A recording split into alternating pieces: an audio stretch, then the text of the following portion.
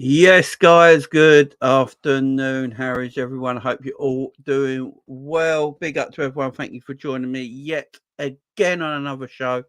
Today, we're going to talking about the Darwin Nunez situation.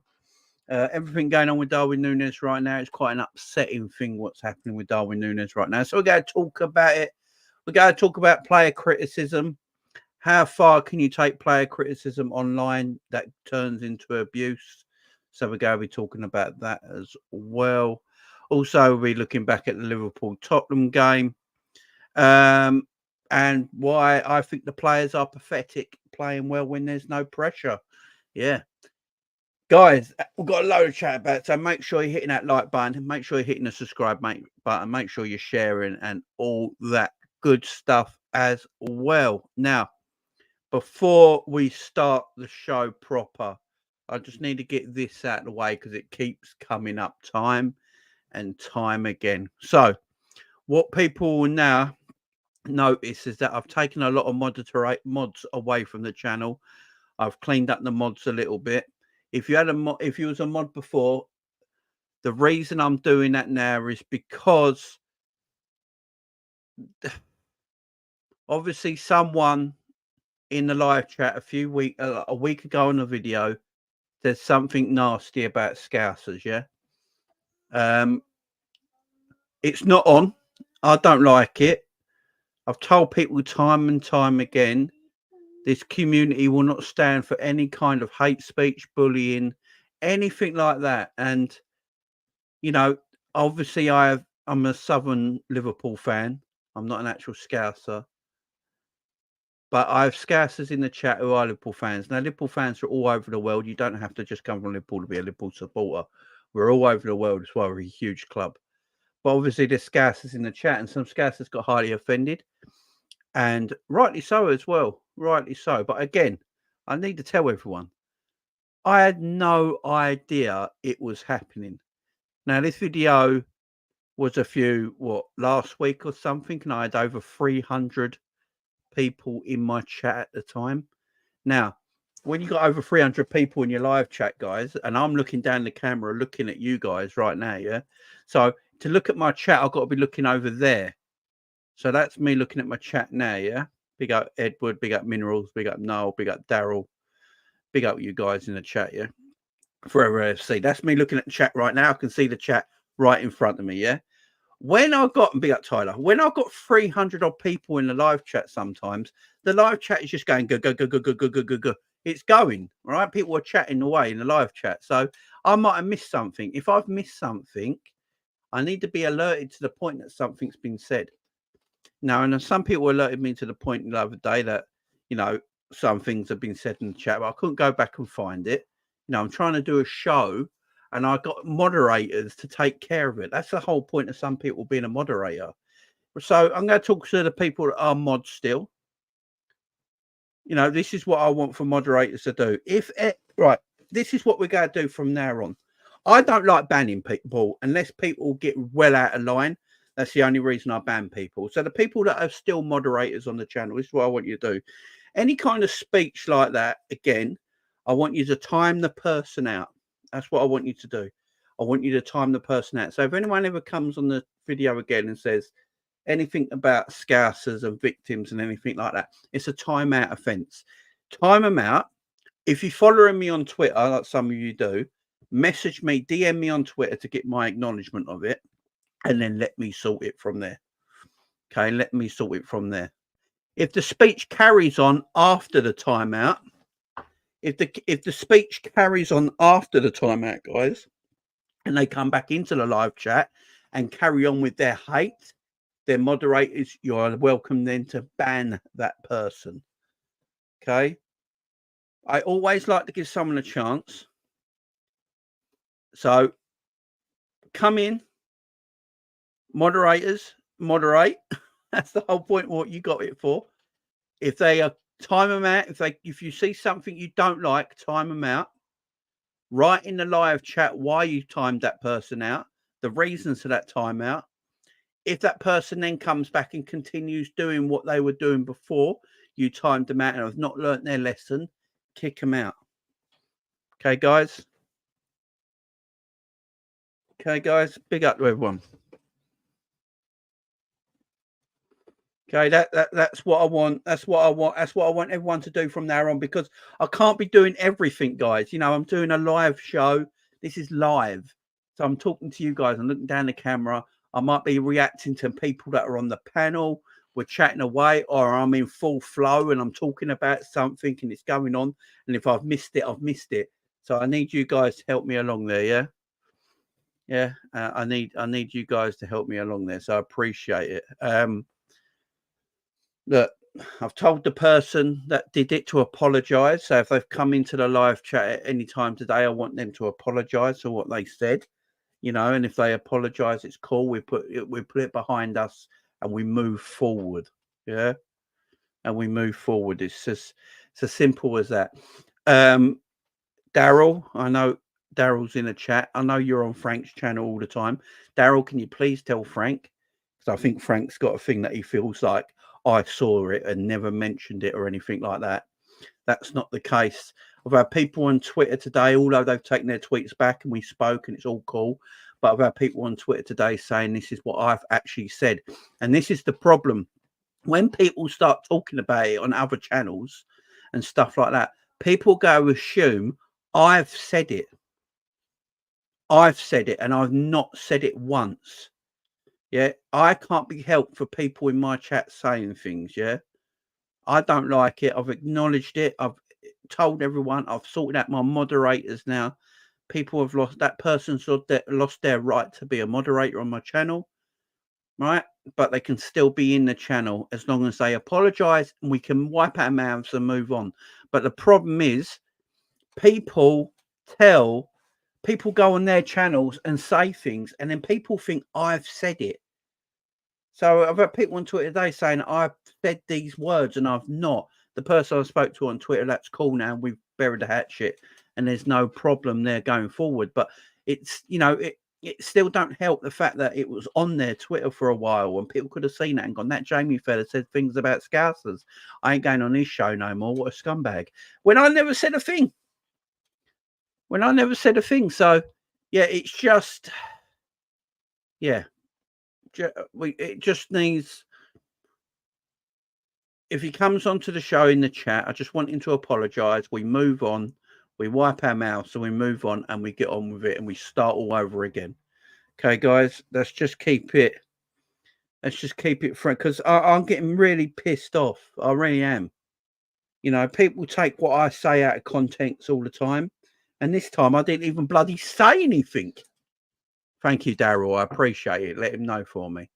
I didn't even bloody say anything. So I don't mind thinking, you know, like, if I said it, come for me and I'll hold my hands up and apologise for it, yeah? I'll hold my hands up and apologise for anything I bloody said. You know I do, guys. You know I wear my heart on my sleeve on this channel. Everyone knows me. But if I didn't say anything and people were slandering my name for no fucking reason, that's going to piss me off. And you can actually understand how I feel. You know, I've had threats because people have thought I said them words that I never. So I've had threats. So, you know, but they, yeah, it really pees me off. But no more. I'm done with it all. People don't like me, they don't like me, but don't make up shit about me. You know what I'm saying? I just say it how it is. If you don't like it, you don't like it. There's not much I can do about it. But I just tell you how it is, guys. But yeah, cheers, Daryl. Appreciate that.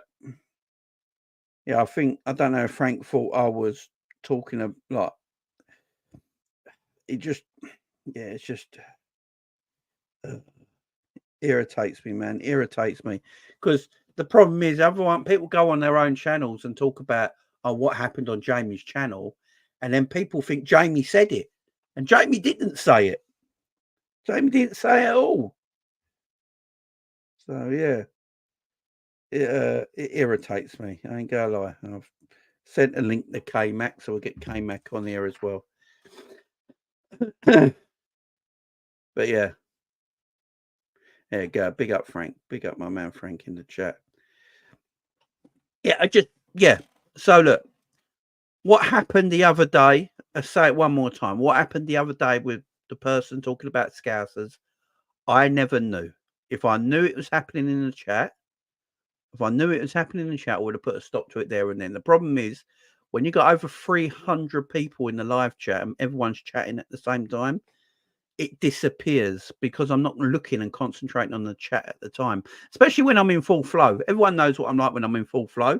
You know, I was staring down the camera and I'll go for about 10 or 15 minutes in full flow and I'm not looking at live chat. And then I'll go and look at live chat and whatever's been said has been said and it's gone past me. As I said, it's down to the moderators to do their job. If you're a moderator on my channel, I'm going to tell you one more time. If there's any kind of racial talk, hate speech, insults, or rudeness, you time them people out, moderators. Time them out. Then put in the live chat what you've timed that person out for, so they know as well. And then when they come back, they should that person, if they've been timed out, need to apologise for what they said, or if they carry on saying the same stuff in the live chat after being timed out, then moderators, you have to chuck them out of the live stream. Okay, that's what you moderators. That's what you moderators need to do, okay? Because the problem is, I'm now getting threats online from people thinking I said this stuff. And this is the problem when I never said it. So, yeah, moderators, I just need you to help me out a little bit, you know? I know I can put this on slow mode as well. I can put the live chat on slow mode. I don't really like slow mode that much. The reason with slow mode is that if you put slow mode on, when someone writes something down, they have to wait a little while till they write another thing down in the live chat, and I don't really like that. I like people chatting away, having fun, responding to people. But yeah, big up Frank in the chat as well. Much love, my friend. Much love. I just want to put an ending to it right now, guys. Yeah. So if you're still a moderator on the channel, thank you very much for being a moderator on the channel. I've had to take some mods away. I had far too many in the way, and not enough people are doing the job. So if you're still a moderator, please, please be kind and help me. I'd appreciate it. Let's get K-Mac in here. Big up, man. Big up, mate. I don't know what all that was about. You don't need to repeat any of it to me. We can talk about this another time. All right. But big up you. Big up everyone. Now we've got all that off our chest. Mods mod. We can mods mod. Yes, it mods mod. Like the math ain't mathing. Mods mod. Yeah. Yeah. So we've got rid of that. That's done now. I never want to talk about it again, guys. Moderators, just if you could do your job, that'd be cool, guys. If you can't do anything as well, mods. If you can't do anything and something's not working for you, if you try and get hold of me in the live chat, keep spamming the live chat. I will eventually see it. Or if you're on Twitter and you follow me already, just DM me. You know what to do, guys. You know what to do. Right. Before we get to the Darwin stuff, and we're going to talk about the Darwin stuff today and all that beautiful things, and the sad state of what's happening with Darwin Nunez right now, we're going to talk about the Liverpool actually beating Tottenham 4-2. I'm going to put something out there. Right, this might upset people, but I was actually pissed off that we won. This might be a weird thing to say. Like people go, "How can you be pissed off that we won?" The reason I'm pissed off that we won because we performed because the pressure was off, and that tells me these players can't play under pressure. Simple as that. We even put the ball in the back of the net. We created chances and put the ball in the back of the net. We played some nice football. Better football than we've played in some time. And when the pressure is off, these players play. Wouldn't be surprised if we beat Aston Villa and we beat Wolves. It wouldn't shock me at all because the pressure is off now. They're playing with freedom and they look like a good team. Now, I've said this for many years about Arsenal in the past, when Arsenal used to have good ends of season when the pressure was off, years back before they started title challenging again. And they started the season with the pressure on and they started terribly. Liverpool, it upset me because I was like, where was this performance? Where's these performances been when the pressure was on? And they turn up. Yeah, you can't. It really irritated me. I'm sitting there watching the game came back, and I'm like, 20 minutes gone, we're 3-0 up, or whatever it was. 25 minutes gone, we're 3-0 up. And I'm sitting there thinking, we're taking our chances. We're looking efficient. Where was this weeks ago?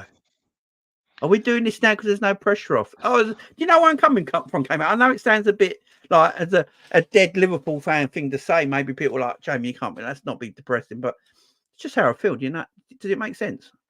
No, it makes sense. Look, you know I'm going to say it, and the chat can probably pick me up on it as well. But we didn't play inverted in the first half. No.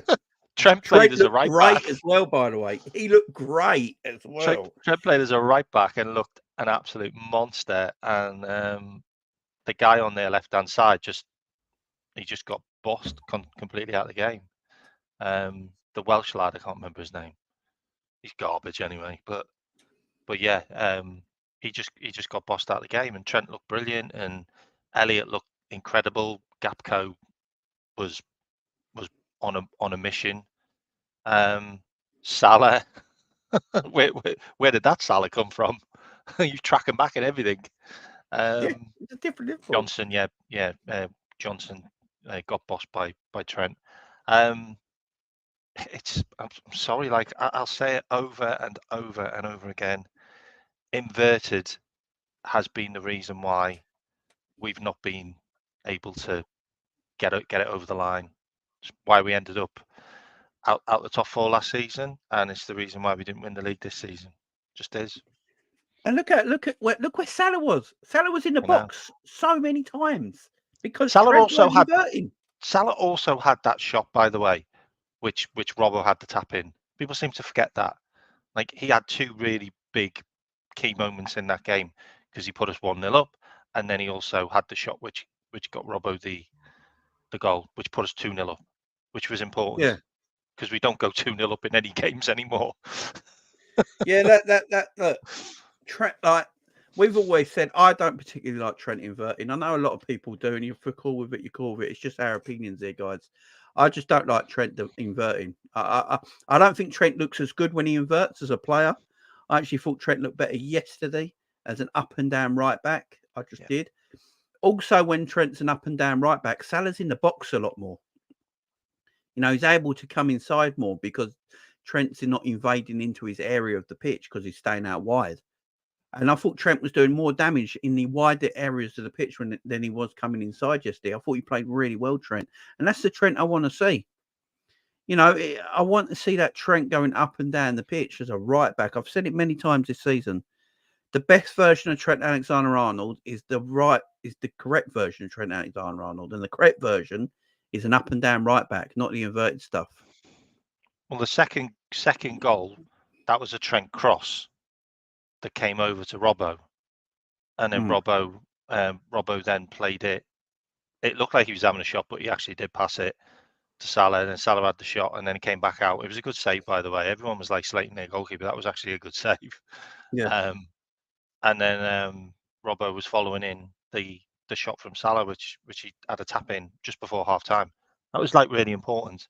But Trent put in loads of good balls from the right hand side as a right back, as like he was tremendous. Doing what made him world class, basically. Yeah, his passing was better as well. Yeah. I thought his passing was better, less of the Hollywood type balls. He was doing them switches to Robbo on the left back area, which Robbo and Trent are known for. Yeah.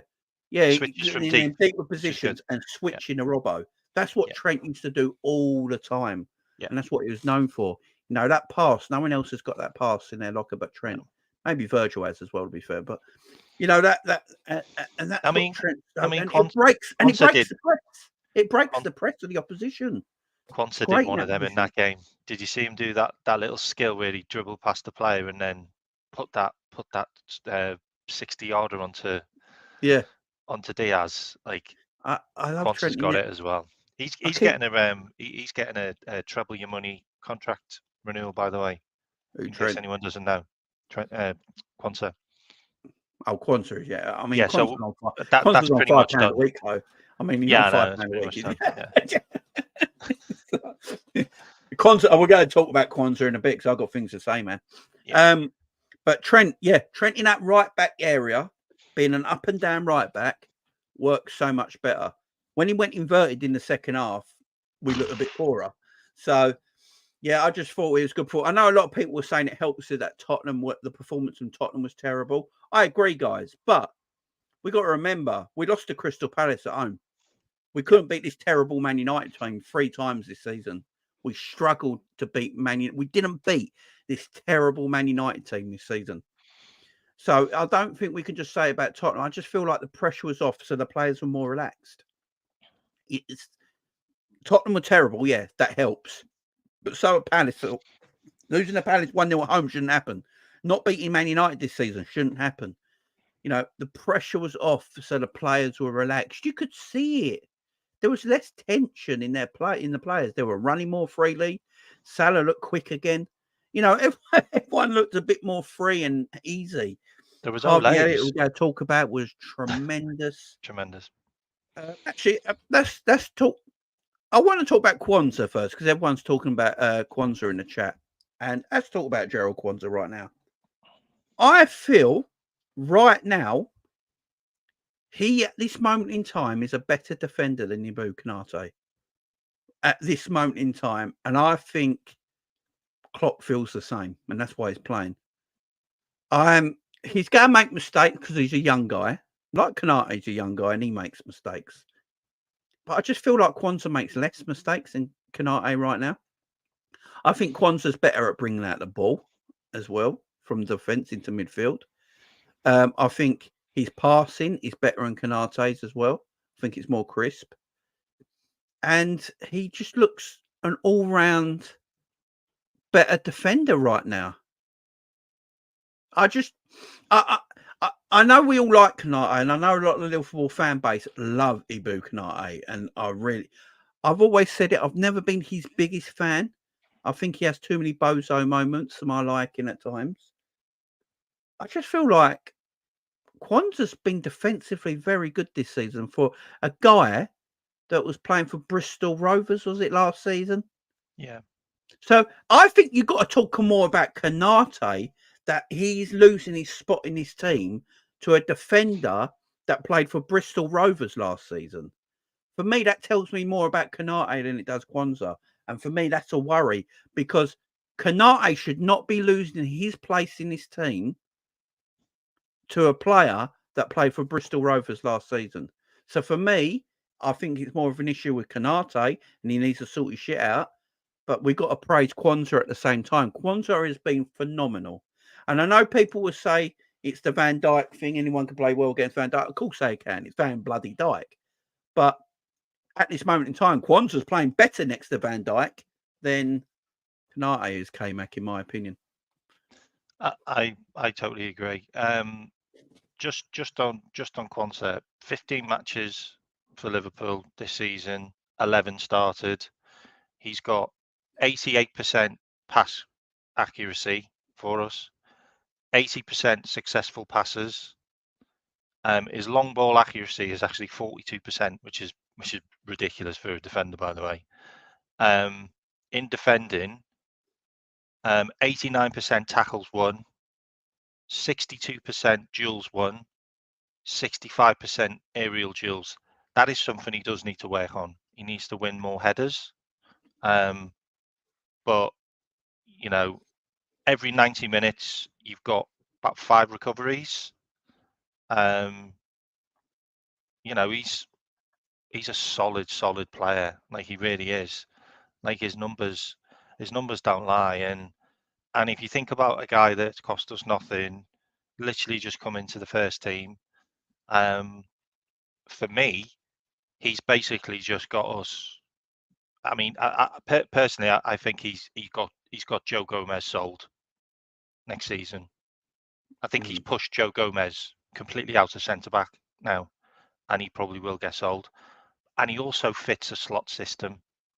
Like, he can bring the ball out the back. He can play long diagonals. He's good in possession. He's comfortable on the ball. Have you seen how many times he does Cruyff turns? Yeah. Like I don't trust Canate coming out of the back with the ball. I also don't trust Canate coming out to win a ball because there's too many times where he's lost. He's lost his battles, or he's made a bozo moment because he's made a rash decision. I don't see that in Quansah. Like obviously what happened at Man United happened at Man United. Like it still took a brilliant goal from Bruno from 35 yards into the top bin to turn that mistake into a goal. You know, everyone's got a bozo moment in them like that. You know, Virgil van Dijk's done it this season. You know, cost us the game against Arsenal. You know what I mean? They're big pressure games. Yeah, everyone's had For moments me, like away that. to Man United is a big pressure game for a 20-year-old kid. But so far this season, he's been unbelievable. Like he's basically turned himself into a 30-40 million pound defender in a Yeah. space of a year. Like, Oh yeah. I mean, he's yeah, easier. yeah, Yeah, I mean, easily. I mean, I look at the Kwanzaa's faults. Right, he ball watches sometimes, but so does Kanate. I think Kanate and Kwanzaa probably have similar faults and traits in their game. I think Kanate and Kwanzaa both do ball watch quite a lot at times, but that's part of growing in the game. They get better as they get older, both of them. I think Kanate relies too much on his attributes of his pace and aggression to get him out of situations sometimes. So that's why I think Kanate sometimes is out of position, but he uses his pace really well and his size to get him out of a lot of trouble. And with Kwanzaa, because he's not got, the physical attributes of a Kanate like that, but he's not slow either by any means. But I think when I look at Kwanzaa, I think he's got a bit more defensive IQ than Kanate in some ways. I don't. Yeah, he looks more comfortable on the ball as well, and especially in this day and age where your defenders have got to play with the ball at times. I just feel like Kwanzaa's got a little bit more in him. He just needs as he grows, he'll get better in that position. He looks at this moment in time more dependable centre back right now. And the way I mean that is that I think Kanate's injuries are an issue. I think Kanate keep getting muscle injuries every season since he's been at Liverpool is a bit of a problem. 11 injuries he's had now, by the way. Yeah, 11 muscle injuries is a lot of injuries, and that ruins your form as well because as a centre back, I think if you're a centre back, you need to be settled in the team. You need to know you're playing every week. You look at Arsenal, Gabriel and William Saliba, they probably play every single game unless there's an injury or a suspension. I don't think they ever get rotated or dropped. And Ben White. You know what I mean? Or Ben White. That's what you All need. You need your centre backs to form a really good partnership and play. And Virgil is always fit. Usually, he's always fit. So he plays all the time. Look, he didn't train again. He didn't apparently train for the Tottenham game, and he still played. That tells you everything about Virgil. I don't think you could do that with Kanate. So I just feel like with Ibu, if he could stay injury free, I think Ibu would become a very good centre back. There's no doubt about that. I wouldn't give you get rid of Ibu. I think Kwanzaa, Ibu, and Virgil van Dijk are three very good centre backs. We just need to go and get a fourth one now, in my opinion, in the summer, and have some real challenges there. K-Mac, I don't know what you feel. Look, chap probably ain't gonna like this, but I genuinely believe that Gomez and Ibu could be sold. We're looking at a centre back, and we're also looking at Gachuda, who plays right across the back four. There's a real good chance that we might get two. There's a good chance that we could get Gachuda, who could also play centre back, but he also he can play right back, plays left back. He can also play DM. And we're also linked with William Pancho, who's a centre back. Inacio is also linked as well, which is the left side of centre back. I do think two could go, and it's simply because one of them wants to play first team football, and he's basically not been able to get a first team slot when there's been opportunities to get a first team slot. Like Joe Gomez had the perfect opportunity to make the left back slot his permanently. He's not done that. Yeah. Robbo got fit. Robbo came back in. Like, so Joe Gomez certainly isn't good enough to play in that position, according to Jurgen. And then had the chance to be the right back, and he couldn't stamp that position down. And now he's been overtaken by a Bradley, and now he's not even a centre back option because Quansah plays. So yeah, and Gomez. He's been pushed out. Yeah, and Gomez looked awful when he came on yesterday. Yeah, oh God, he needs he games. looked terrible. I don't know. To be honest, I don't know why Klopp took Robbo off. He was at fault for their goal. He was at fault for their goal. He got done. I literally don't know why Klopp took Robbo off. I thought Robbo was having a great game. He looked like old Robbo. It's like, Robbo was having fun. Yeah, I don't know why Robbo went off. I really don't. I think Klopp made a mistake with the subs in the Tottenham game. I ain't going to lie. I don't think Stefan should have came on at all. I think Stefan should have come on, but much later. Yeah, he looked rusty as F. But I do like what he does, though. I do like the way he turns players and he's a good footballer. Forward. Looked like a man who hasn't played for 14 months. That's what he looked like. I feel though that's what Slot's looking for. Slot's looking for a DM to do that. Endo can't do that. I don't think Stefan's a DM though. I look at the way Stefan plays. I just don't know if he's a DM. I don't know, but we're going to talk about the DM stuff because the transfer rumours are interesting because apparently we're not after a DM, which is very interesting. We're never after a DM. No, which tells we're never after the players we need. maybe Stefan is that player. I think Stefan is. But yeah, the subs are terrible yesterday. But yeah, I just with the Quansah, I think Quansah's a tremendous centre back. It's only going to get better. I think let's get Luke in here as well. Pick up my man Luke. Afternoon, everyone. Oh man, Luke, we're doing shows together all day. Been on together today. But look, Quansah's a great player. Konate, I think Konate will stay. I do feel like Gomez. I do feel like Gomez might leave. Liverpool are looking to get another centre back in, Luke. What's your feelings, Luke? The Konate, Quansah. At this moment in time, I feel like Quansah is a better defender than Konate right now. Yeah, I think. And looks like Klopp feels the same as well. Yeah, I think Quansah and Van Dijk look like the most balanced partnership we've had probably since Matip got injured in December.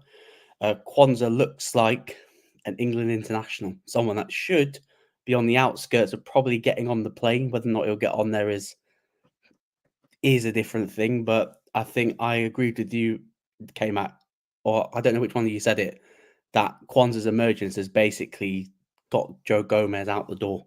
Yeah. Pretty much. And the fact is that was even, well, not even leaked. I think it just came out saying that he was considering his options, has shown that he's most likely going to leave. And with Konate, like, for me, if a decent offer came in, if PSG came in with 70 million, then I think he's gone. Yeah, he's gone. Yeah, like he's gone because he had mentioned once or twice about PSG. That's his club, only he's Parisian. Yeah, because he's Parisian. And if PSG do want to test us 50, 60, 70 million, I reckon he'll be gone like that. So, but no. Hughes and Edwards ain't going to, say, turn that down. There's no way in hell. Oh, no. I mean, that's 5 million less than we bought Virgil for. I mean, that's mad money. I like Konate, though. I ain't going to sit here and pretend I don't like Ibou Konate. I've said it multiple times. When Ibou is on form, he's excellent.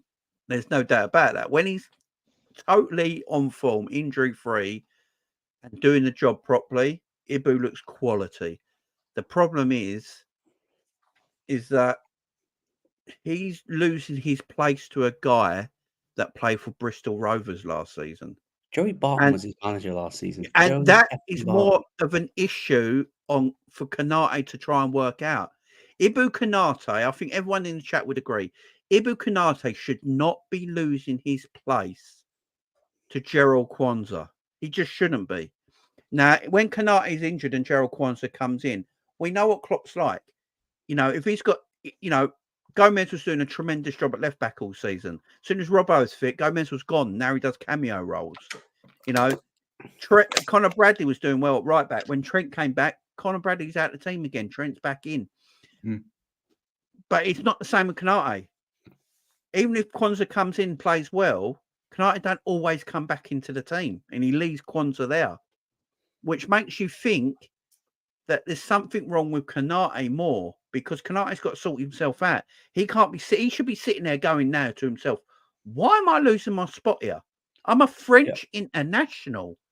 And Gerald Kwanzaa weren't even in the squad last season. He was playing in League One or Championship, and now he's taken my place. So Konate's really only came out. He's the one who's got to sit there. It ain't up to anyone else. Konate's got to sit there and go, "What am I doing wrong?" And let's sort it out. Yeah, he does. And the thing about it as well, it feels a little bit like, it could be something to do with the person's persona. Like he hasn't got the mentality to be able to compete against the guy that's doing better than him. You know, maybe he's not up for the fight. I don't know, but it's really interesting that that Kwanzaa came in, and then Kwanzaa came back out for Konate. Then Konate got injured. To be fair, that was probably Klopp's fault. He shouldn't have played him in that game anyway, but by the by. And then he's not been able to get back in again. And when he did come back in, he was awful. And he's not got back in since. So, and that's the thing about it. Have you got the mental capacity to push yourself to get back in again? Because Gomez hasn't been able to do it, and Konate hasn't been able to do it. And for me, they seem like similar players that throw in the towel or are happy to maybe be on the peripheral, you know, the fringes. Konate's been on the fringe for a long time, by the way, because I can guarantee if Matip was fit, Konate would be right down the pecking order anyway. Yeah.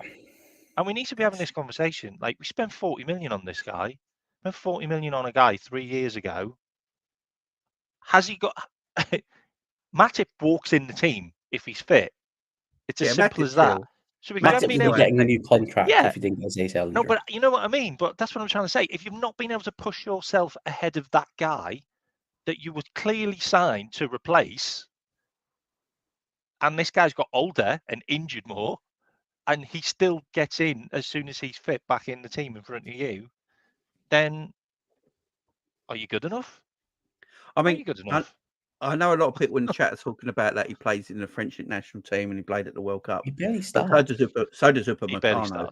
And so does Upamecano. And I do not want Upamecano in my team. Car crash. Yeah, I would not want Upamecano as my centre back in my club. He's too no. So I get it though. They were both the centre backs for Leipzig.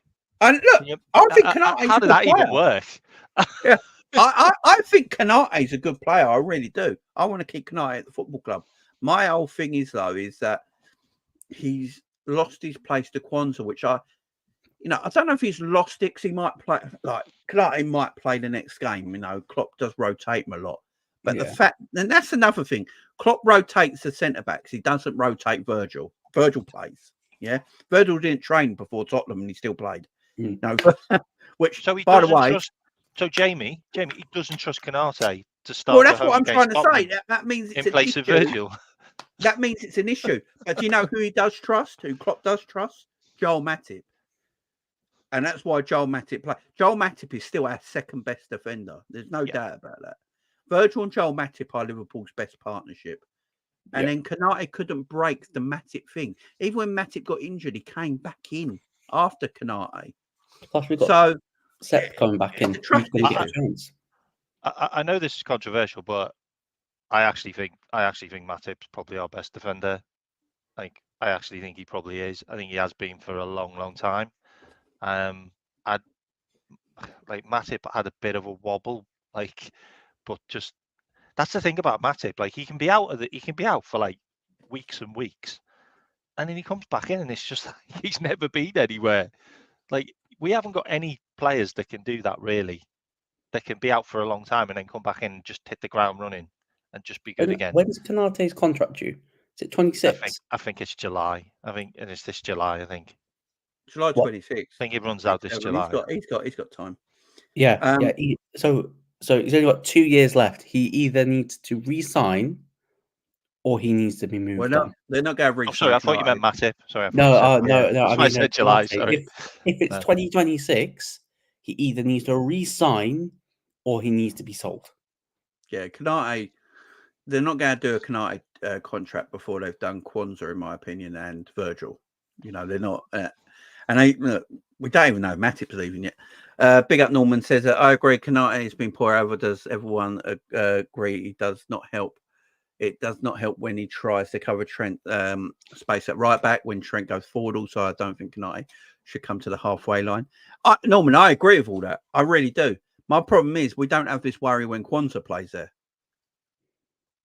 You know, Kwanzaa don't seem to have the same. Yeah, Kwanzaa don't seem to have that same issue when Trent goes inverted that Canate does. And if we're playing on the halfway line, that's what Klopp likes to play. It's what he thinks his defenders can do. So if Canate can't do it, should Canate be playing?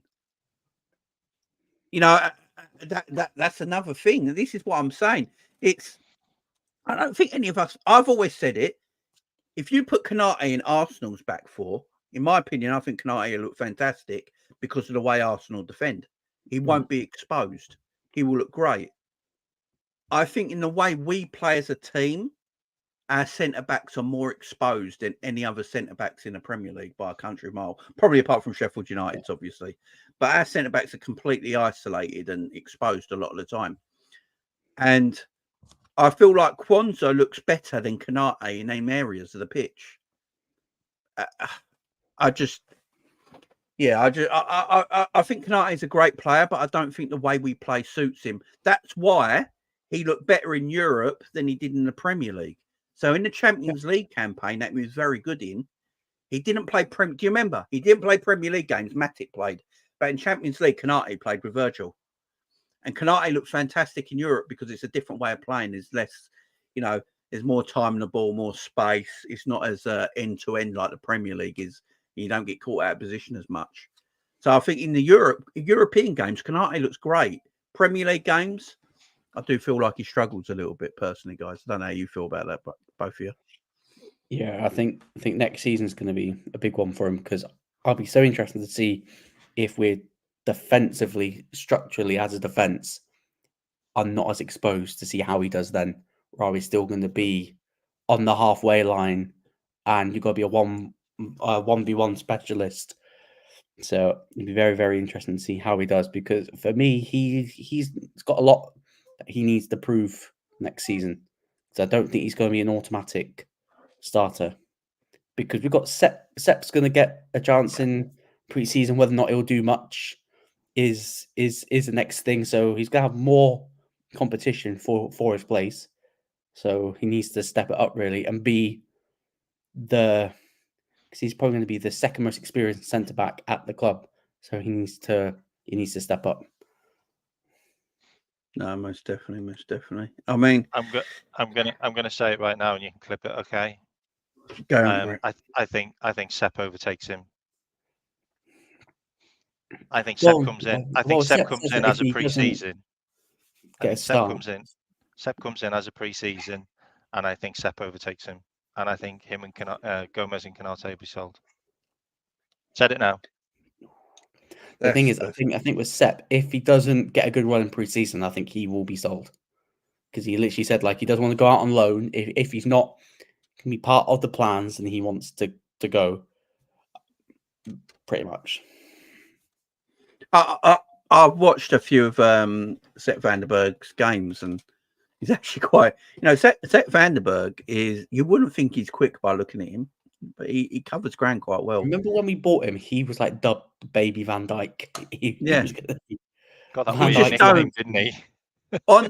Physically on the eye, Sepp van der Berg don't look much, but actually when you watch him play, he's actually quite a composed centre back who's also played fullback. Now, we know from Arne Slot's reign at final that he likes his left backs to be like centre backs. So You know, it could be a slot for Sepp Vandenberg in pre-season. I think Sepp Vandenberg will get a chance in pre-season to Yeah, prove it's his been worth. confirmed he'll get a chance. Yeah, he'll get a chance to prove his worth under the new manager. Can I just mention something about Canate, which I bet people don't actually know? This season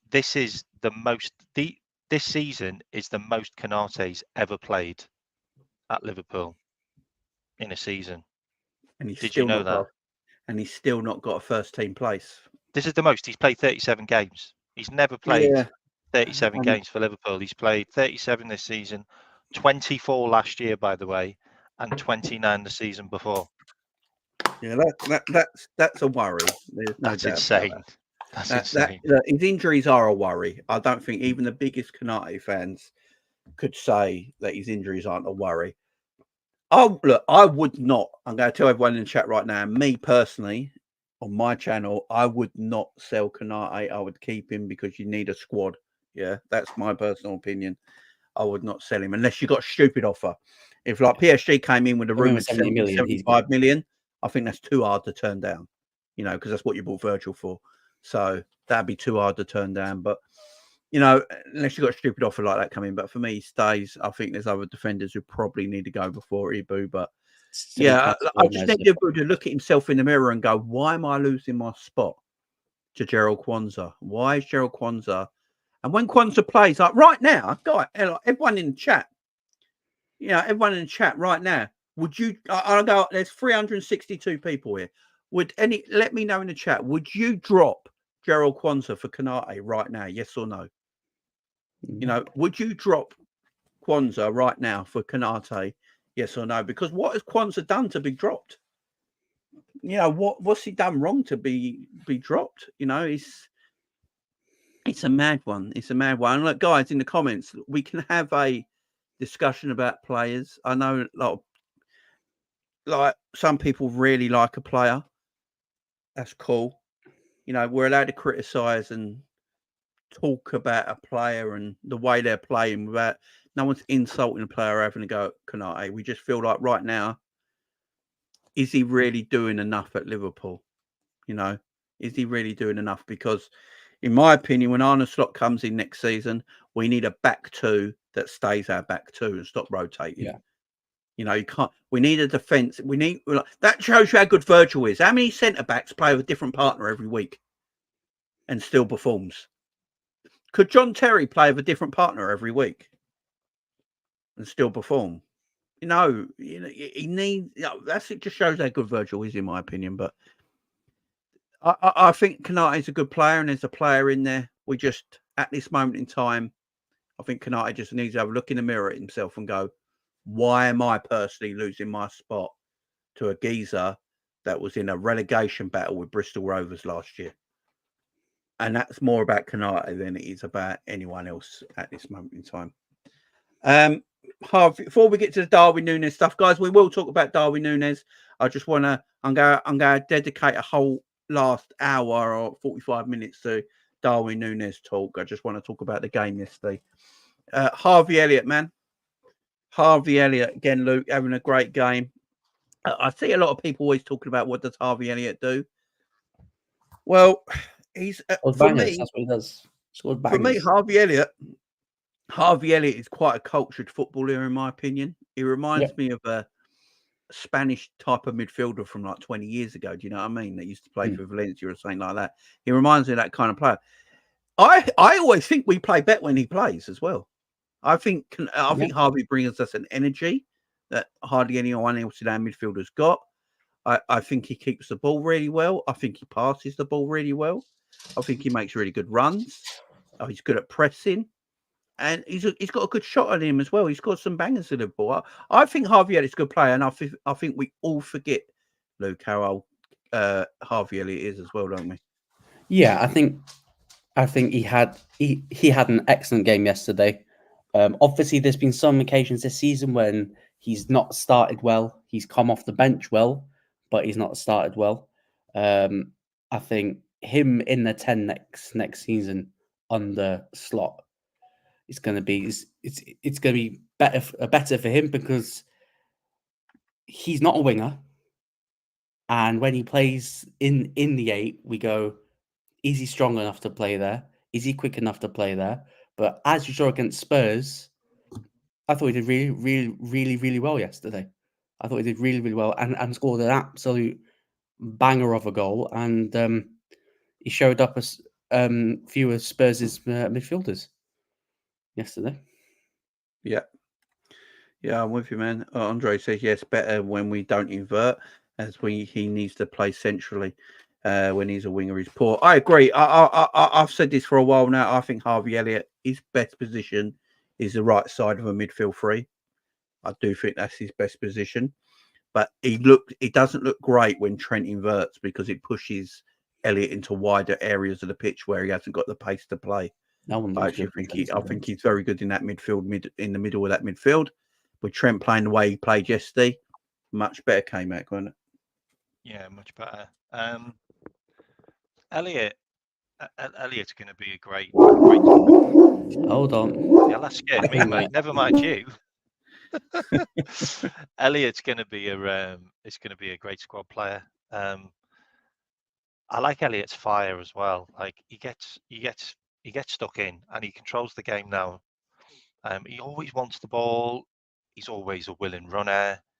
He always does the dog work. I like the fact that he's bulked himself up. I also like the fact that he's progressing. Like he's not regressing like some of the players we've got. He's actually getting better, and he's added more strings to his bow in games. That cross he does is brilliant. Such a good ball that he puts in. We haven't got many players that cross the ball anymore, which is weird because we've got players that can head it. Like we've got players that can win the ball in the box. And he's got a screamer in him. Like he's got a goal in him. Like, you know, whether it's long distance, you know, you look at that goal he scored against Tottenham right in the top bin, brilliant goal. Scored a great goal against Crystal Palace. He's hit the crossbar and the post a few times as well, by the way. And goalies have pulled off good saves. Long may he continue. Like, I think he's going to be a great squad player. Unfortunately, I mean, I said this on End Show. I just see Elliott being a 12th man in a team. You know, I don't see him being on the team sheet. I see him being a guy that can come in, a guy that can come off the bench, and that's absolutely fine. He's still only 21. Like, you know, we're expecting a 21-year-old to be a first team player, to be a main player in the team. I think that's a little bit too much to ask. So that's fine what he's doing. And I also think that it's not going to be long before he's going to get a look in for England. He should already be. I think so as looking well. for England because when you've got certain midfielders that play for United that are getting caps before him, who's had like 2 good games, then Elliott should definitely be getting in that squad ahead of Kobe Mainoo. Sorry, I'm gonna have to sort this dog out quickly. No, you're all right. All right. I just, yeah, I like Harvey. I think Harvey's a diamond of a player. I think, yeah, he's played a lot of games for Liverpool, over 100 games for Liverpool, but he's only like 20, 21. He's a young guy, and he's only going to get better. You know, Harvey Elliott, when he's 24, 25, is going to be a really good footballer, guys. Really good footballer. And we've got to keep the faith in him. He's doing well this season. And as that 12th man at Liverpool, as you say, came out, that's absolutely fine for him right now. He doesn't need to be a first teamer right now. You know, being that 12th man is absolutely fine for him as we speak for me. But yeah, I love Harvey. I think he wants to play for the team as well, which I really like about him as well. But no player played well yesterday that I've been banging on should be playing left wing for time now is Cody Gakpo. And Cody last few games. Now, it might be a coincidence that the Dutch boys are playing well when there's a Dutch manager coming in. I don't know if that's the case, but I thought Cody Gakpo was again really good yesterday. Diaz fans, put your fingers in your ears. He does more on the left-hand side of the pitch than Diaz does when he plays there for me. He crosses the ball for one. How many times have I been talking about that cross? He crosses the ball He crosses the damn ball for one. He holds on to the ball. I actually think Cody keeps possession of the ball better on the wider areas of the pitch. I think he keeps the ball far better than Diaz does. I think Diaz gives it away too much. And when he gives it away, what happens is when Diaz gives it away in the high end of the pitch, he always gets doubled up on. Because Diaz gets doubled up on, he gives it away. That gives the opposition a free pass, and then they're up the other end of the pitch attacking us. With Cody keeps the ball far better. He's got better close control. Not a better dribbler than Diaz, but he's got better close control and he's got a better first touch and he's stronger and he keeps the ball better.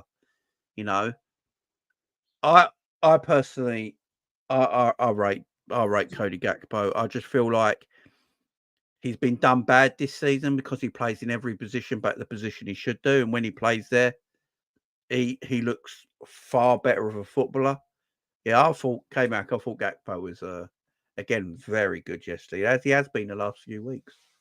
Yeah, I mean, he's playing for a new manager now, isn't he? Because the old manager has already basically said that he's cocked up the way he's played him and the way he's managed him, which is ridiculous. Signed as a left winger, played as a number 9, then a false 9, then a right winger, then a central midfielder, and then finally, I'll put you on the left wing, and you've done really well at it. Look, is that one of his main attributes, which I thought we were going to get when we signed him, and that's the reason why, is he's got that really good whipped cross that comes in. Yeah. Well, it's like they say, yeah, Diaz would never have made that pass. He got loads of assists for his previous club doing that whipped cross to the back post, and Salah's crying out. How many times have you seen Salah stood there waiting for one of those? Like, that's his ammo. Like, he's got a few like that, Salah. And he's not bad in the air from close range, Salah. You know, Gakpo can provide that. And I got slated for this, and it was probably my own fault because I said he was a bagsman. And ever since I said he was a bagsman, he missed loads of chances. But he wasn't played in the position where he can be a bagsman. And I feel like he can score more goals, Gakpo, if he's given more chances. And obviously that finish he did was a really good goal, by the way. It was a great finish against Tottenham. When you your left wing, wow, you get better performances, don't you? Yeah. That's all I've got to say. That's all I've got to say. When you play someone in their rightful position instead of centre mid, right wing, up front, then you get better performances. Is it a coincidence, like you said, Jamie, that a Dutchman's coming in to manage us and all of a suddenly he's flicked a switch? Maybe, maybe not. But he definitely looks a lot better, and we are starting to see some form from him.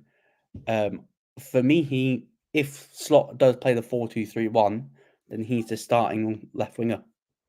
He's a starting left winger for me. Yeah, I agree. Look, I agree. I mean, I've been saying it all season. There's something about Cody that I just really like. I like the fact he keeps the ball really well. I think he doesn't dribble like Diaz does, but what Gakpo does, he runs into space better than Luis Diaz does. He runs into that open space better because he's got a longer stride pattern, and players bump off him when he runs in full steam. Have you noticed that? Players do bump off him. He keeps the ball better, and I think the way we want to play, keeping possession at the other end of the pitch, is extremely important. And for me, Diaz gives it away too much because Diaz is a different kind of player. He wants to take players on. He wants to dribble past players and try and make a pass. And if it doesn't work, he's giving it away and he goes again. Where Cody's completely different. He keeps the ball better. He protects the ball better. He keeps possession in the wide areas of the pitch.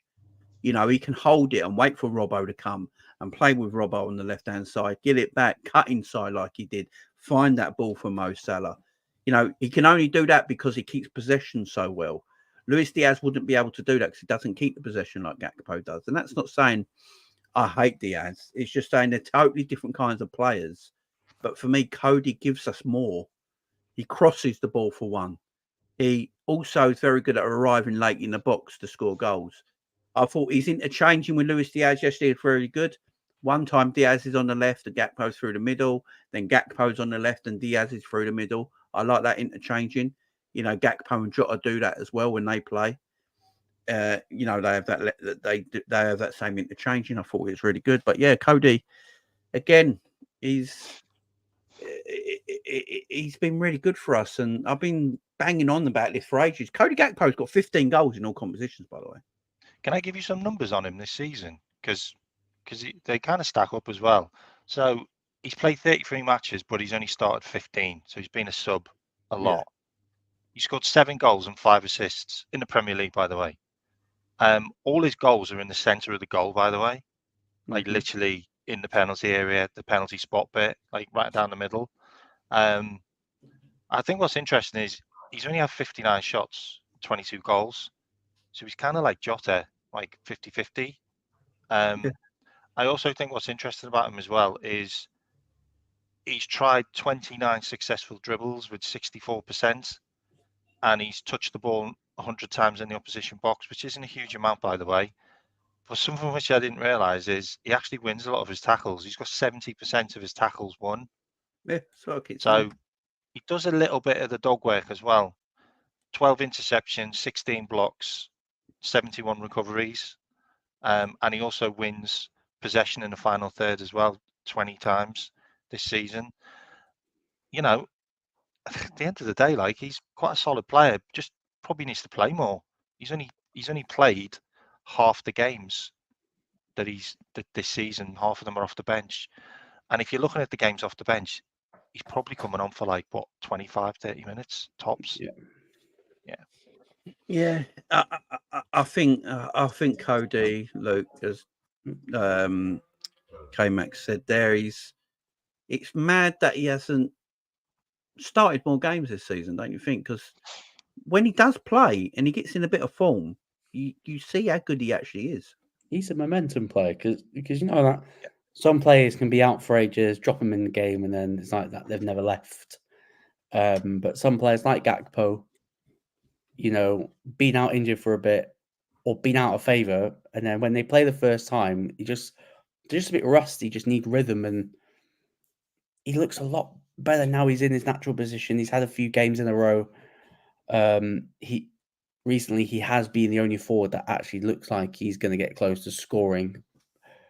But yeah, he's definitely someone that should be definitely 100% be saying he's now no longer on the chopping block for the summer. He is securely going to be here next season, and as long as he keeps on playing left wing, I just hope Slot doesn't come in and go, yeah, I want to try him up front still, or try him on the right, or try him in the 10.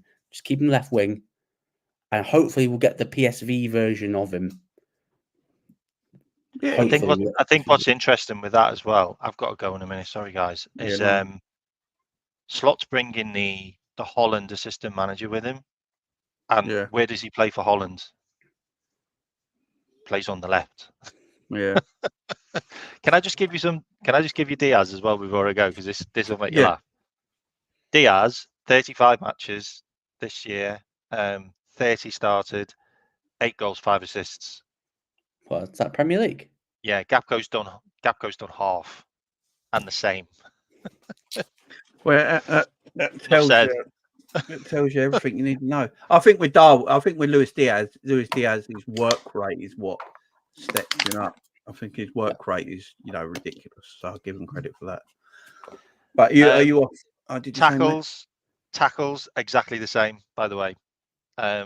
Same amount of tackles won, same amount of tackles dual ratio won as well as Gakpo, and Gapco's played half the amount of games. So we could talk about Diaz like being the guy that tracks back and does more, but it looks like Gapco's done more than him, and he's played half the games less, which is just, it's nuts that to even read that out. But yeah, there you go. I've got to go, guys. All right. Yeah, big up, man. I'll catch you later, man. Catch you later on. Big up. Yeah, I like Cody Gakpo. I've always said that he doesn't start enough for me. Needs to start a little bit more. But yeah, Cody needs to. I think just keeping him and Diaz playing together now till the end of the season. That interchanging between the two is really good. Left wing and centre forward positions that they play, and just let that front three that play against Tottenham play against Villa and play against Wolves. Let them finish the season together, in my opinion, so we can really judge it. Gakpo has been really bad at times this season when he started. He has, because sometimes he's playing number 9, or he's playing right wing, or he's playing the number 8 position. I think Klopp said it himself. He's played Gakpo in too many positions that he shouldn't this season, and he should have just left him be. So, I don't think Cody's perfect at all by any means. Stretch the imagination. I've always said it, and I will keep saying it.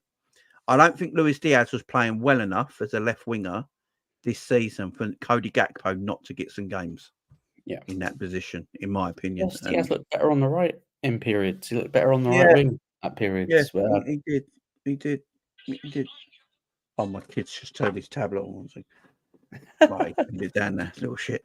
Big up, Bajan in the chat. You're doing well, man. Yeah, Bajan. You're doing well. All right, let's talk about Darwin Nunez. Let's get to the news that I think it was last night or today that Darwin took down all his pictures of Liverpool for Instagram, apart from one when the day he joined. There was a message out today. I don't know if it was from his PA team, basically saying that he took everything down because of the abuse he's getting from fans online. I think his wife was getting messages or something like that. It weren't nice. Now, there's also rumours that apparently Darwin Nunez, went down the tunnel in a huff at the end of the game yesterday as well. Yeah, I've seen some stuff on it today. I'm not sure what that's about. But look, I'm going to say it right now. Look, with Darwin Nunez, you're allowed to criticise footballers. Everyone is allowed to critique a footballer's performance. You are allowed, guys. No one should stop you from criticising a player's performance. But you're allowed to do that, and that's it. Any kind of other abuse is just not on. Yeah.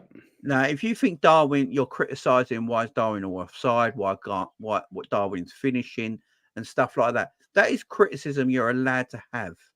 But if it goes further than that and you start doing abuse and you start calling him names or you start calling him things that he ain't and you start abusing his family and stuff like that, that's when enough's enough and you don't do that. If people are doing that, they're idiots. But you are allowed to critique a footballer. And I don't think it's justified, Luke, that you can't criticise a footballer, is it? If Darwin has been poor, which he has been, yes, and his goal scoring has not been up to standard for what we bought for, are we not, as a fans, allowed to criticise that?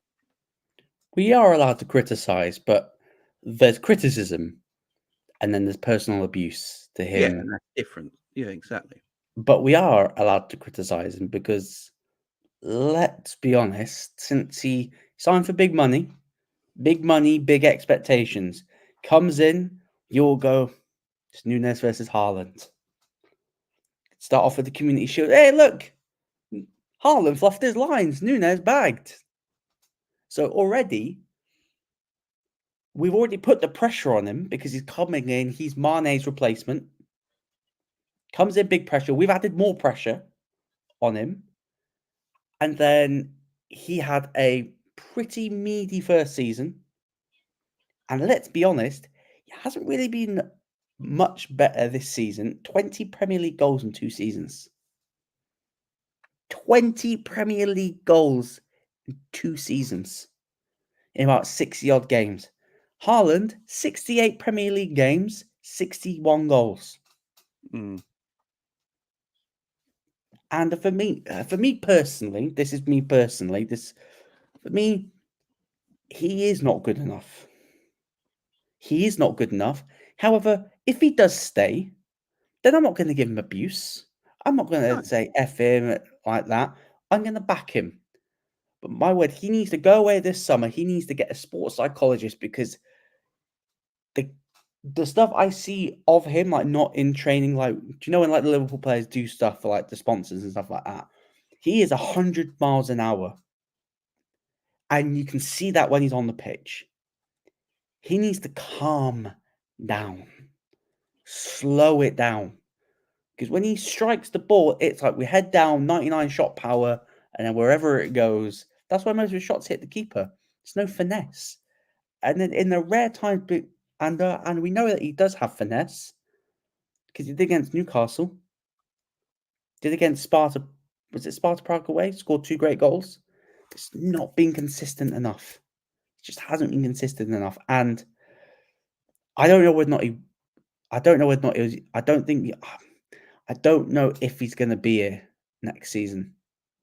I really don't know.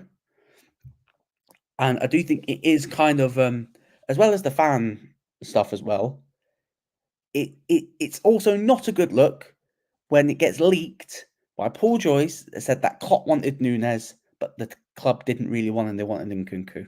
Yeah, that's a madness. That I don't tells think that me helps at the all. club are ready to deal.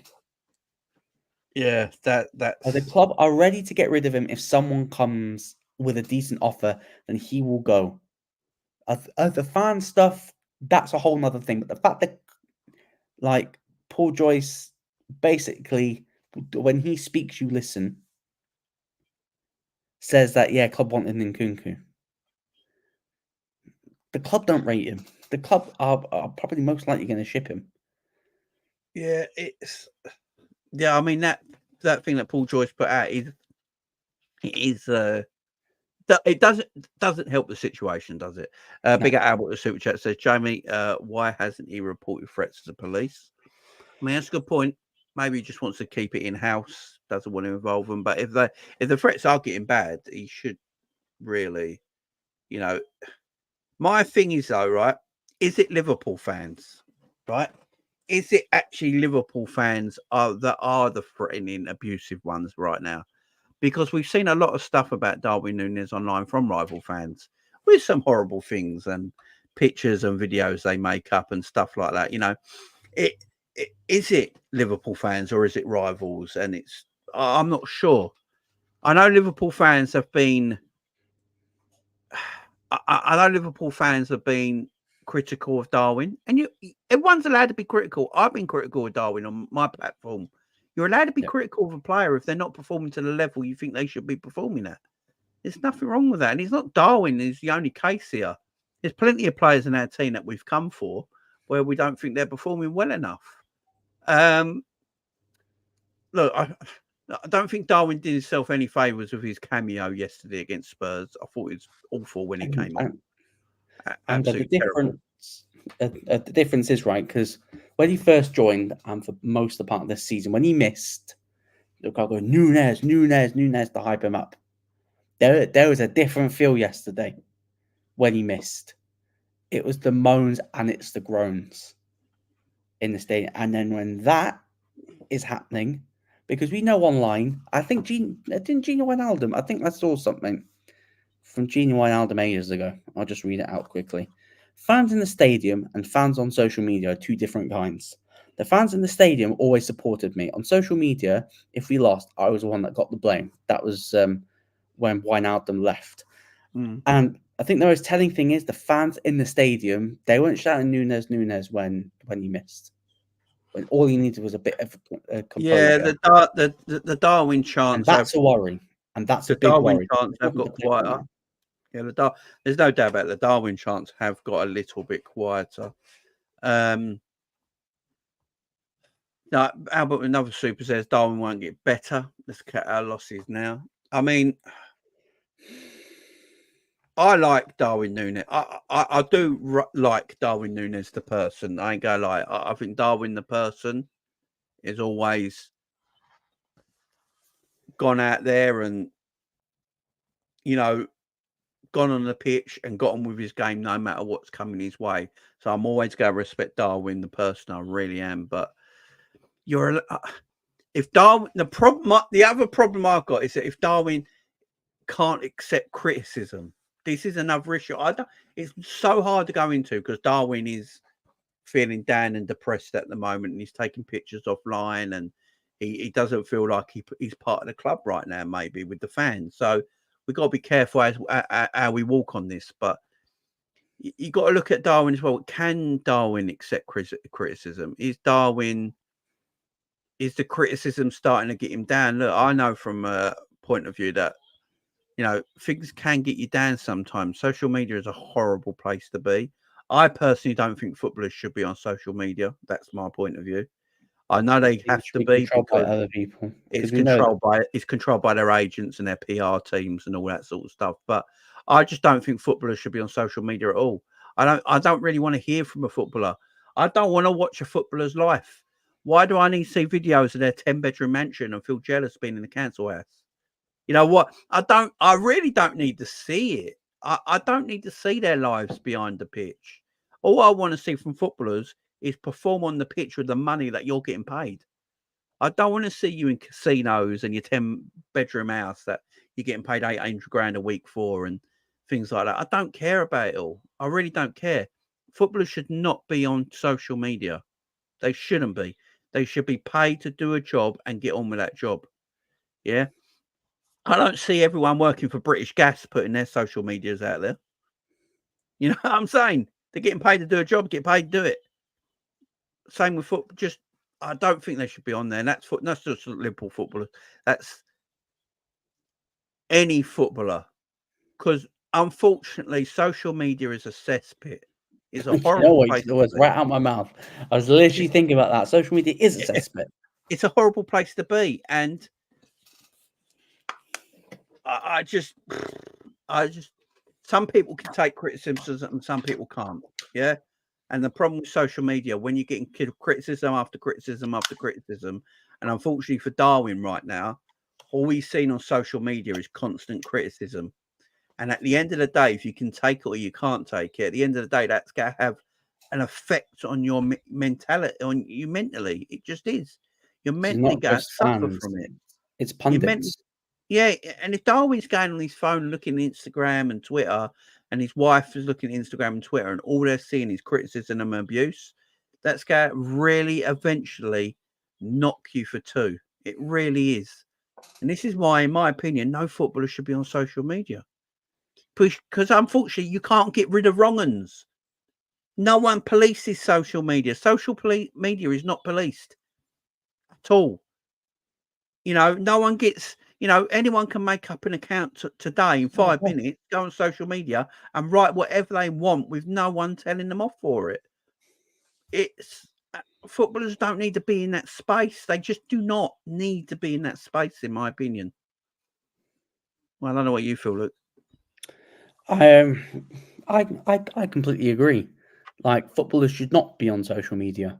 And if they are on social media, they should have no control over it. It should be done by a team. Should be done by their own team. And we know some footballers do have accounts that are run by their management teams. So they probably don't see the levels of abuse. But I just think with Darwin, I think he's such a tricky one because it's difficult to put into words. Like, he's that much of an enigma that you just don't know, like, really what to say it. Like, I don't know whether or not you think that this will be the end of him at Liverpool. I do think this is the straw that's broken the camel's back. Do you think off the back of this, he's telling his agent, "Yo, get me out of it now. Like, I've had enough. I've had enough. Get me out of it." Because I do think he suits it's like wrong player, wrong time. I just think he's just the wrong player for us. He's just the wrong player for us. And with him in the team, who's he affected the most? Who's he affected the most since he's been here? Mohamed Salah. Yeah. Because we played him wider from goal, where for me, Salah should be the striker next season. Well, I've said it a few times now. I think if Cody Gakpo had all the chances Darwin's had this season in front of goal, in my opinion, Cody Gakpo has more goals than Darwin this season. I think Cody's a better finisher than Darwin. I really do. And I think if he had the amount of chances that Darwin's had, and he played the number 9 all season, I think Cody has more Premier League goals than than Darwin this season. I've got to remember, Darwin's only got 11 Premier League goals. He only got 9 last season. That's not good. Now, I know everyone goes on about his GA and all that, and that's fine. You know, he has got good GA this season, but I'm talking about winning the Premier League title. Is he a striker that's going to win us a Premier League title? You know, he is a striker. He's not a Bobby Firmino. We know what Bobby was. He's a striker. That's what we bought him for, a goal-scoring striker. Everyone after the Champions League final, when we lost to Real Madrid, said if we had an out-and-out striker in that game, we win that match. And then we went out and bought a striker in Darwin Nunez, who had a great year at Benfica, and almost a 1-in-1 game-to-goal ratio. And everyone was happy about it. I was happy about it. It's like, all right, we've got our striker now. We've got our striker. We're going to do it. He didn't have the best season last season. We were like, right, first season, you let him off. Second season, it's not any better. It just isn't. And please, people, don't say 31 goals and assists. Please. Because when you break it down, like, how many goals he scored against the Big Six this season? As many as me and Jamie. Well, yeah, Zero. it's Nil point. I mean, how many goals has Darwin got in all competitions this season? 17? 17. How many goals has Gakpo got in all competitions this season? 15. And who plays more? Darwin. And who's the striker? Darwin. This is what I'm saying. It's fine to criticise him. Also, at the same time, it's absolutely fine for other Liverpool fans to stick by Darwin Nunez. So if there's players that want to stick by him and see him as a future, I'm fine with it as well. No problem with it. It goes the same way. If a fan wants to stick up for Darwin, that fan should not be insulted or criticised for sticking up for Darwin. It's not a problem to me. It shouldn't be a problem to anyone else. So big up to Ashley, I see in the chat, who's sticking up for Darwin. Now, Ashley has every single right to stick up for Ashley. And I'm not going to tell Ashley that he's right or wrong for sticking up for Darwin. I'm just not going to do it. But the problem is social media is such a cesspool that people come for you, they insult you, they slag you off. And it's very hard. It gets to you eventually. And unfortunately, for Darwin, it looks like it's got to him, don't it? And that is the unfortunate thing here. Really is. For me, Vince says effect on Salah's. How do I say that word? I don't know what you're trying to say.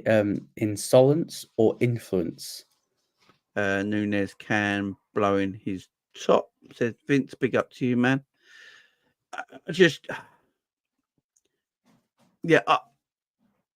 I like Darwin. I've always said I like Darwin. I love the fact that he gives you everything he's got on the pitch. I like the and work. He does. The proof's there. He gives you everything he's got. But at the end of the day, everything he's got might not be enough. And that's the issue right now. I don't think 20 Premier League goals in 2 seasons is enough. I really don't. You know, I just don't think it's enough. Cody Gakpo's got probably similar kind of 7 Premier League goals. Gakpo's got 7 Premier League goals, 15 in all comps. Yeah, and so he's only 3 goals behind Darwin Nunez, who's played far more games in his preferred position. I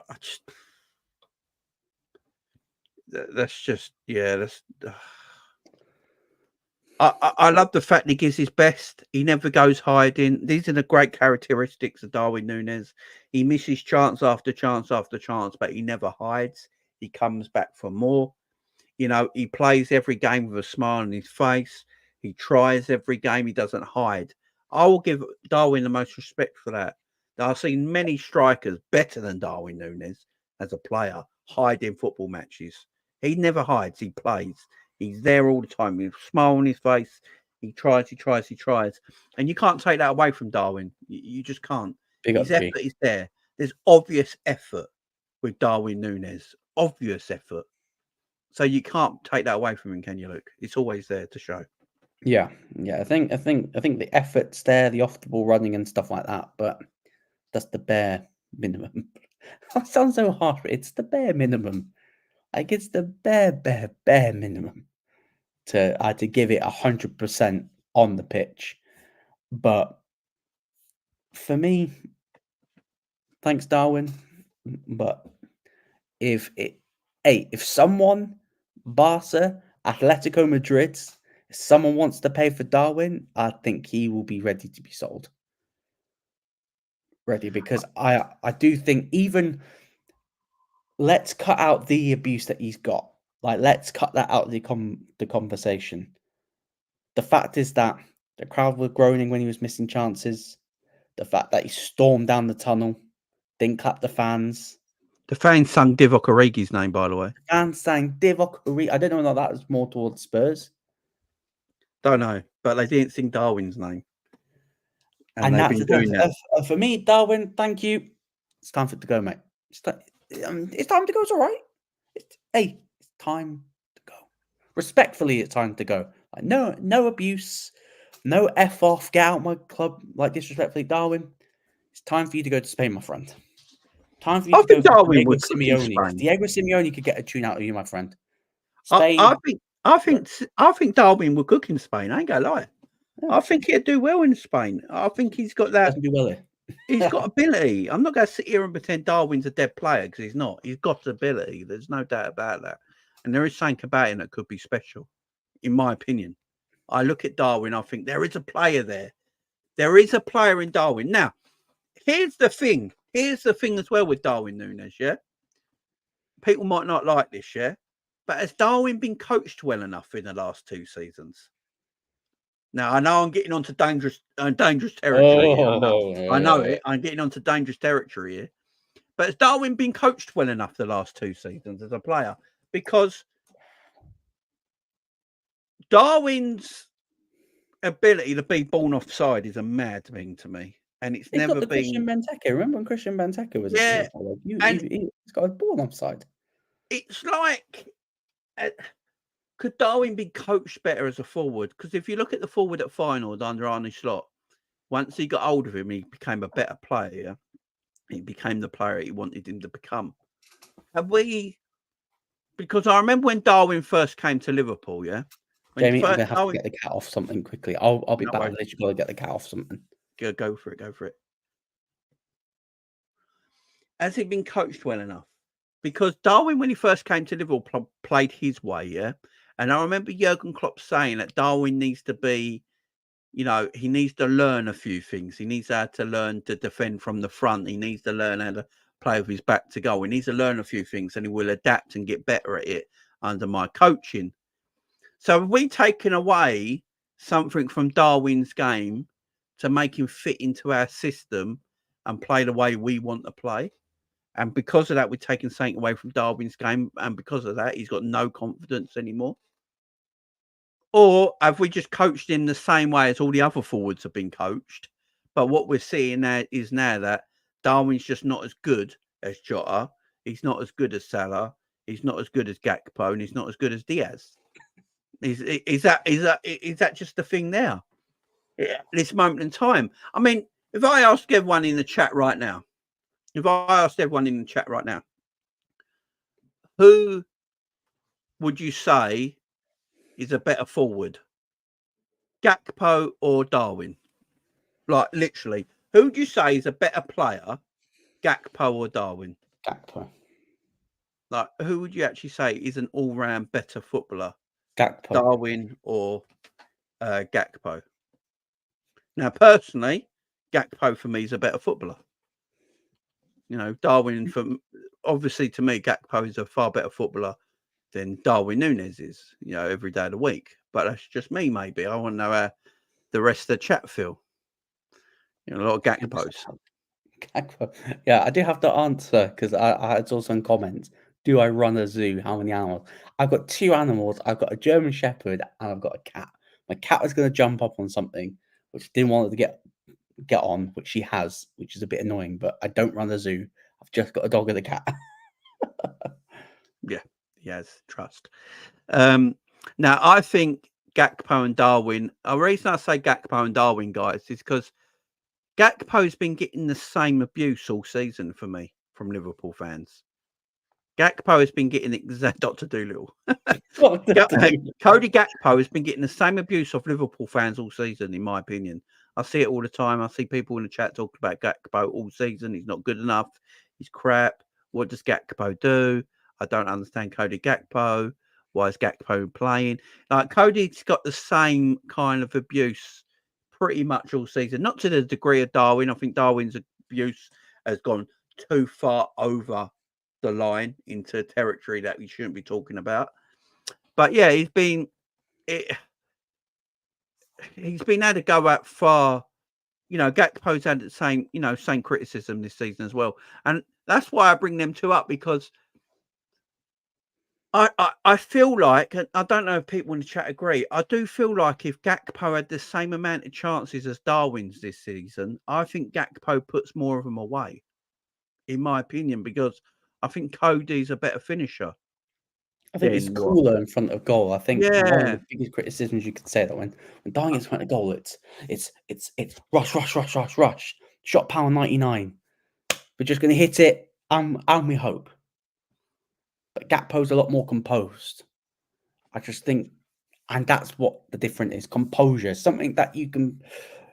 I think composure, you can even get taught it over time, lots and lots of time, or you're just born with it.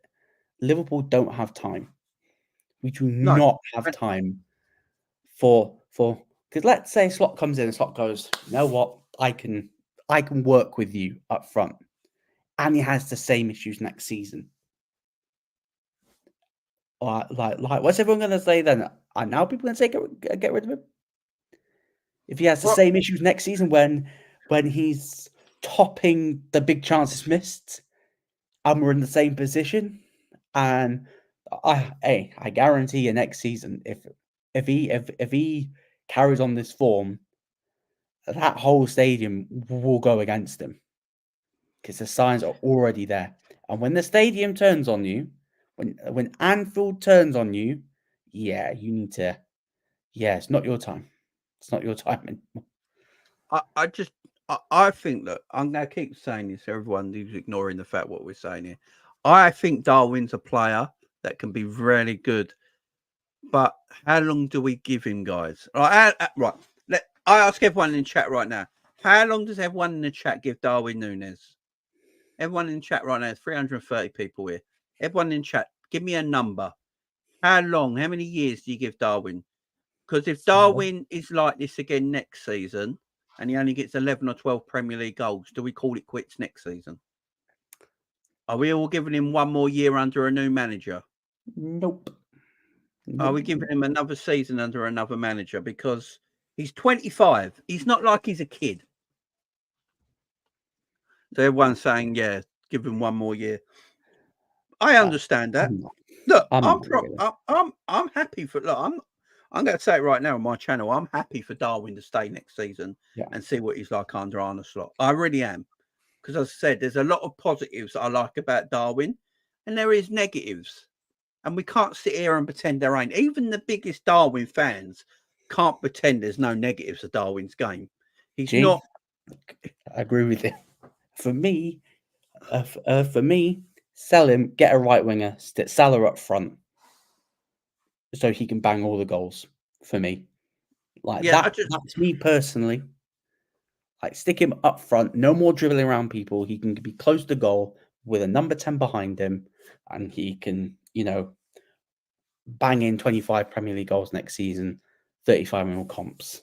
For me personally, and get a right winger like a Bakayoko, like Kudus, like Elise, to play on the right.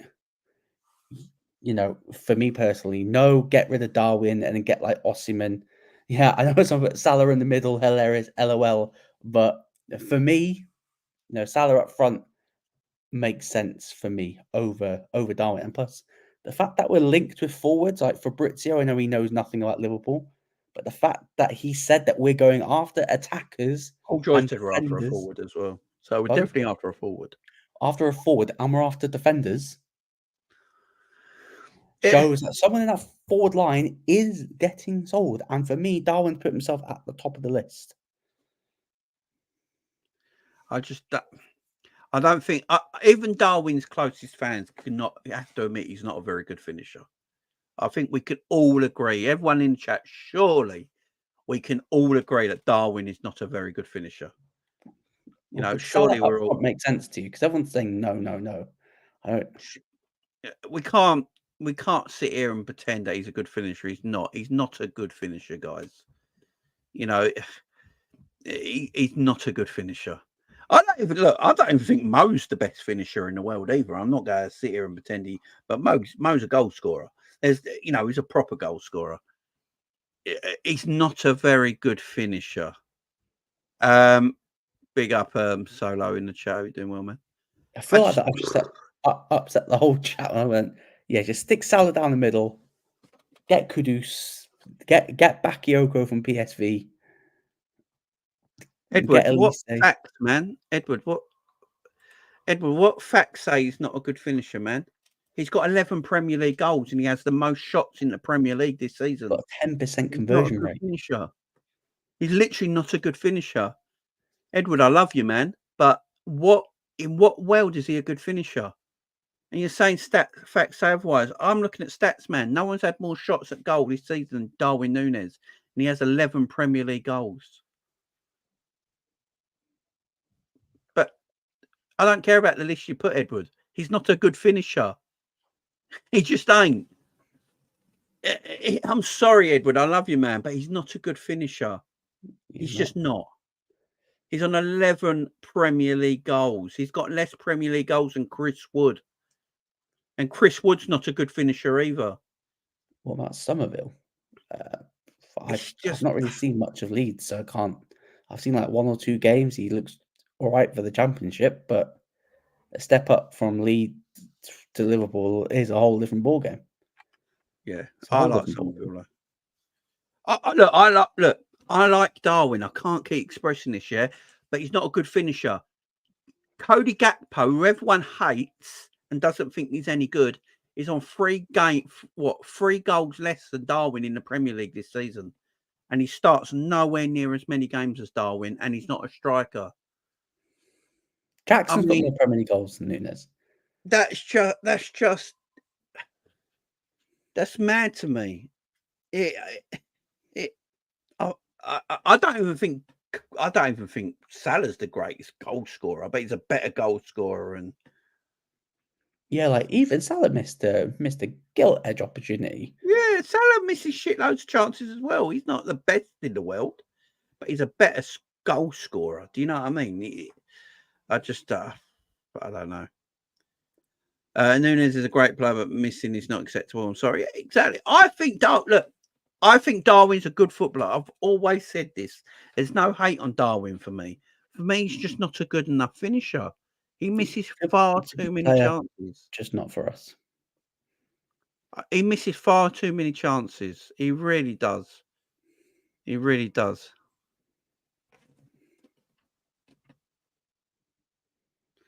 He's 24 years old with 0.95 per 90 XG. I don't know what XG is.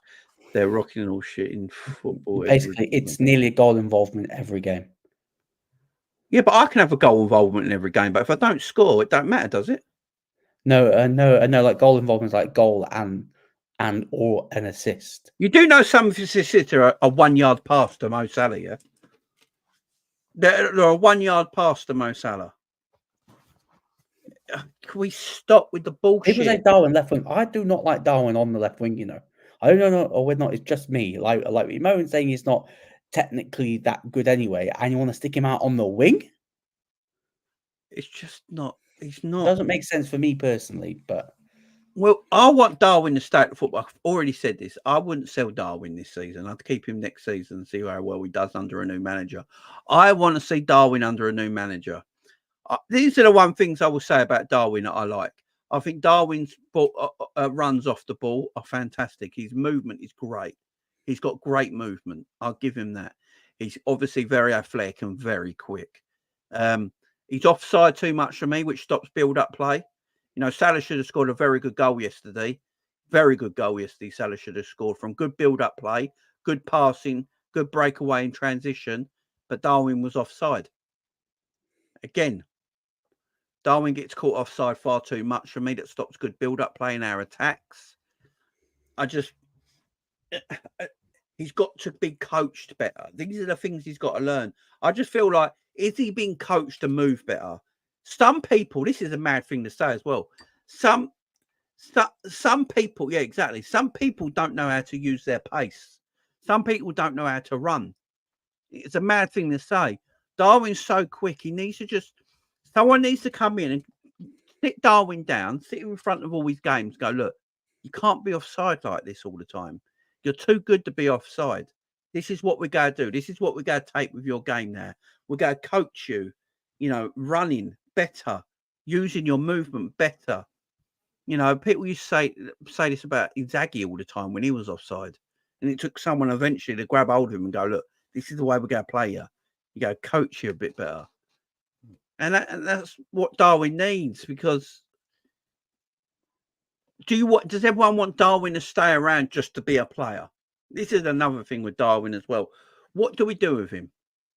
Does everyone see Darwin Nunez as our number one striker? Let me put that in the chat right now.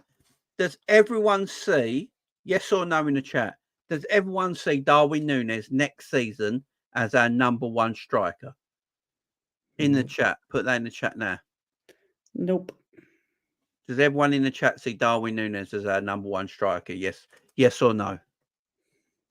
No. Next season. I mean, he should be Jota, really, but he's a whole he's a whole different ball game. He's a whole different ball game. So a lot of people are saying no's.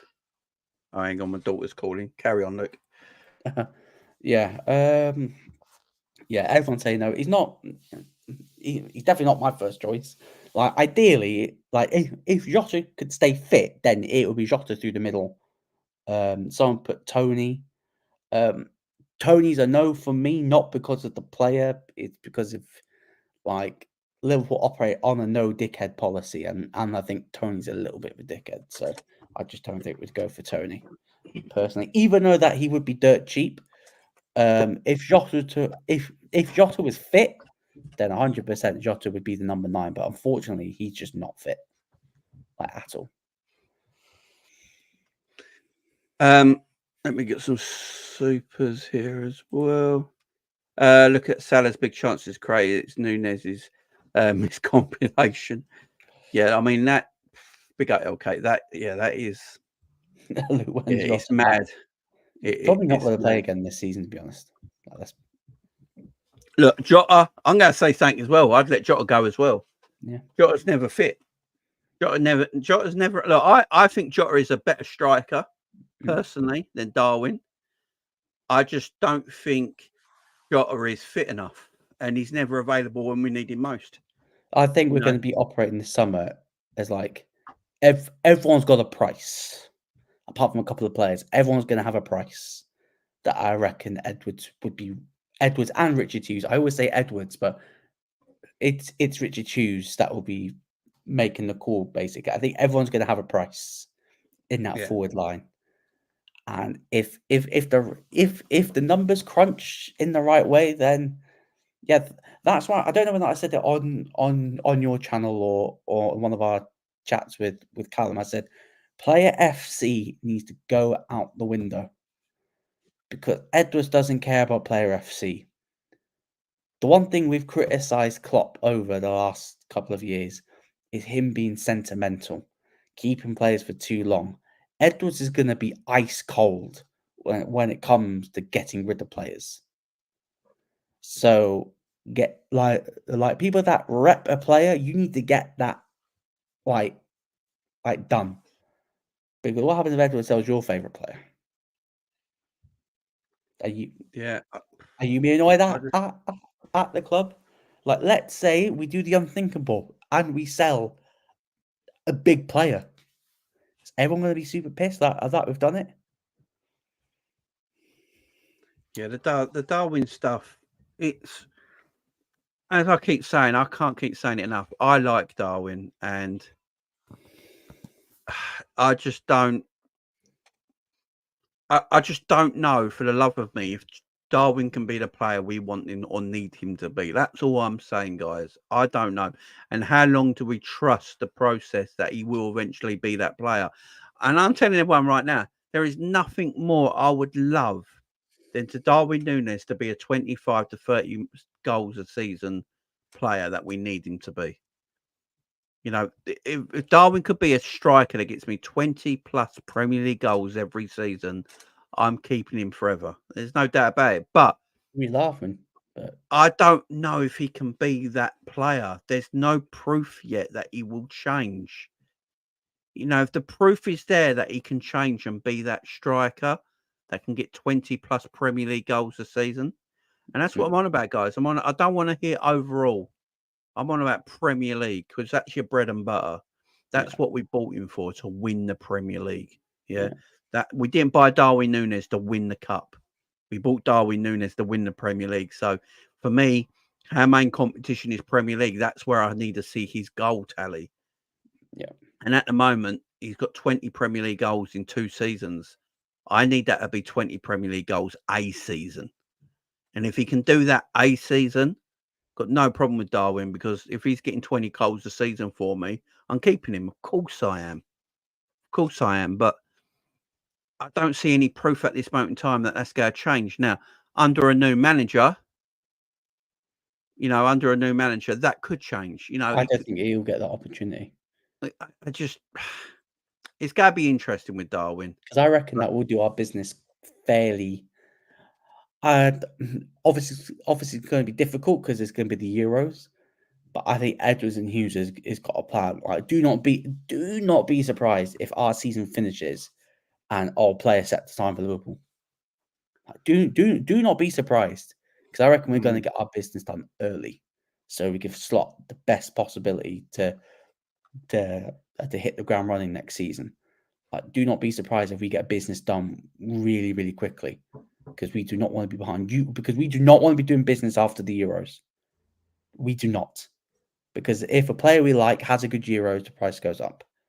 So I reckon that we'll be doing business fairly quickly. So we'll find out within like a week after the season. Oh yeah, looks like that Darwin or Mo or maybe Diaz is going to leave. We'll find out within the next month. I reckon the transfer rumors are only going to intensify. Yeah, I mean, it's interesting. I don't know why Darwin's taking his pictures offline. I don't know. We don't really know the abuse that Darwin has taken. We don't know if it's abuse that's gone to, insults and personal attacks. Insults and personal attacks are not wanted by anybody. Unfortunately, we live in a day and age where personal attacks are allowed to happen and not policed online at all. Or it's just criticism. I'm not sure. I don't know if we know, but Darwin's upset about it right now. So we have to take Darwin's mental stake at heart and make sure he's okay. And the club need to work with him, and the club need to make sure that he's all good and everything's fine, and look after him if that's the case. The club have got a responsibility to look after their players. So hopefully they do that.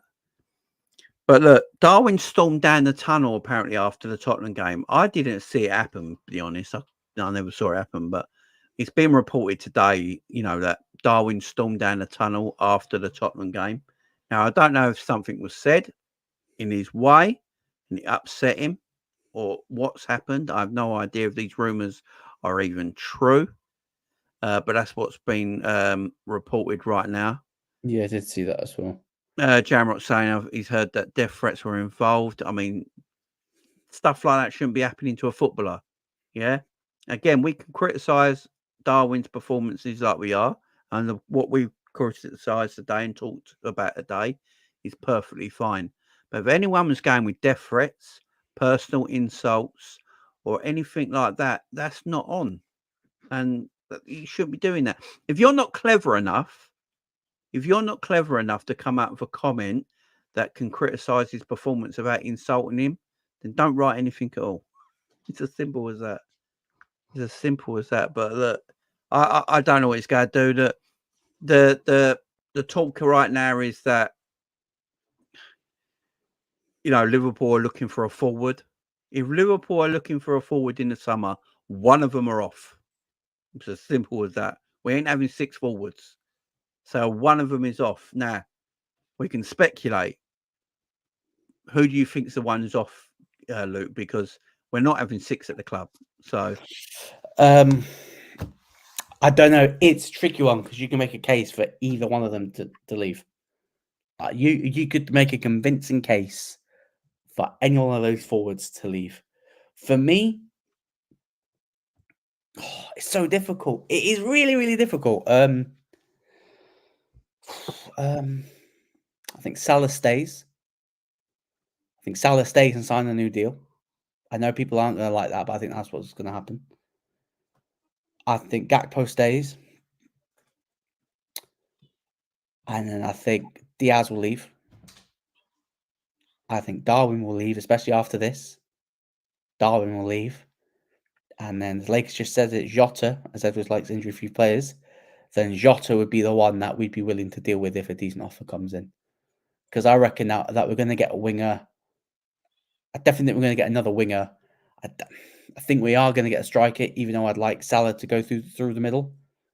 We probably will get a striker who, God knows, because the striker market is not good.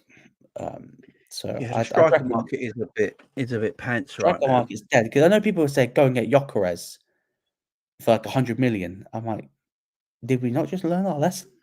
Like, did we not just learn our lesson getting a Portuguese striker for the Portuguese league? Yeah. I mean, look, here's the thing. Here's how I look at it. The word from the club at the moment is they're annoyed by the injuries that this football club keep persisting with. So they're sick and tired of the injury-prone players at our football club, which might hence at the opinion, in my opinion, it might be Diogo Jota that is seen to be not needed at our football club anymore if they can find an offer for Diogo Jota. Diogo Jota's not if you look at all the players that play for Liverpool up front and you look at their attributes, Jota and Salah are the two that you'd keep out of all of them because of their attributes and what they give you in the game. There are easily our 2 best goal scorers by a country mile. For goal to game ratio, there's no one better than Mo and Diogo Jota in our team. So you'd keep them. But the problem with Jota, he just can't stay fit. He's not fit. You look at his since he's been at Liverpool, his injury record is terrible. He can never be trusted to stay in the team. And because of that, you lose squad depth as well. With these constant injuries, you lose squad depth as well. So Jota might be the one that shocks us. Jota might be the one that shocks everyone when he leaves. At least someone's. How many shock players do you think will leave? I don't think. I think one shock player will leave, and that might be someone like a Jota or someone like that. I don't think Mo will leave. I don't think Mo will leave. I know a lot of people saying they think it might be Mo. I'll be shocked if it's Mo. I think Virgil's going to stay. By Virgil's comments today, I think Virgil's going to stay. I think Trent's going to stay. By the sounds of it, by the sounds of what Virgil said today, because he's spoken to the club, and it looks like the club want to appoint on the slot first and then do the contracts after that. So that looks like that's what's going to happen. They probably, I've reckoned the news about Arne Slot being the new Liverpool manager will come out before the Wolves game. So we all know, I reckon that'll come out before the Wolves game. That is all signed, sealed and done. And then after the Wolves game, I expect they sign up Virgil, Trent and Mo to new contracts. I think they would do. Look, here's the thing. I don't think this team needs a massive rebuild like a lot of people say it does. If you're keeping Virgil, you're keeping Alisson, you're keeping Sally, you're keeping Trent. You've got you keep Robbo probably. You've got Conor Bradley there. You've got Kwanzaa coming through. You got then Salah, Diaz, Darwin and Gakpo and Jota. You've got Elliott. You've got Curtis Jones. You've got Szoboszlai. You've got McAllister. You've got Gravenberch. None of them are going. Obviously, I think Wataru Endo might leave. So you need a DM in there. You probably need another centre back because Matip's leaving. You guys save money on Thiago, which we should have done this summer, by the way. When I said, I think we need a new goalkeeper. we need another number 2 because I think Kelleher will go. So for me, I don't want a young number 2 either. I want an older number 2. I think the number 2 should be older. I think Yaros could be potentially be the number 2. Yeah, I just don't want a young number 2. I think it stops them playing.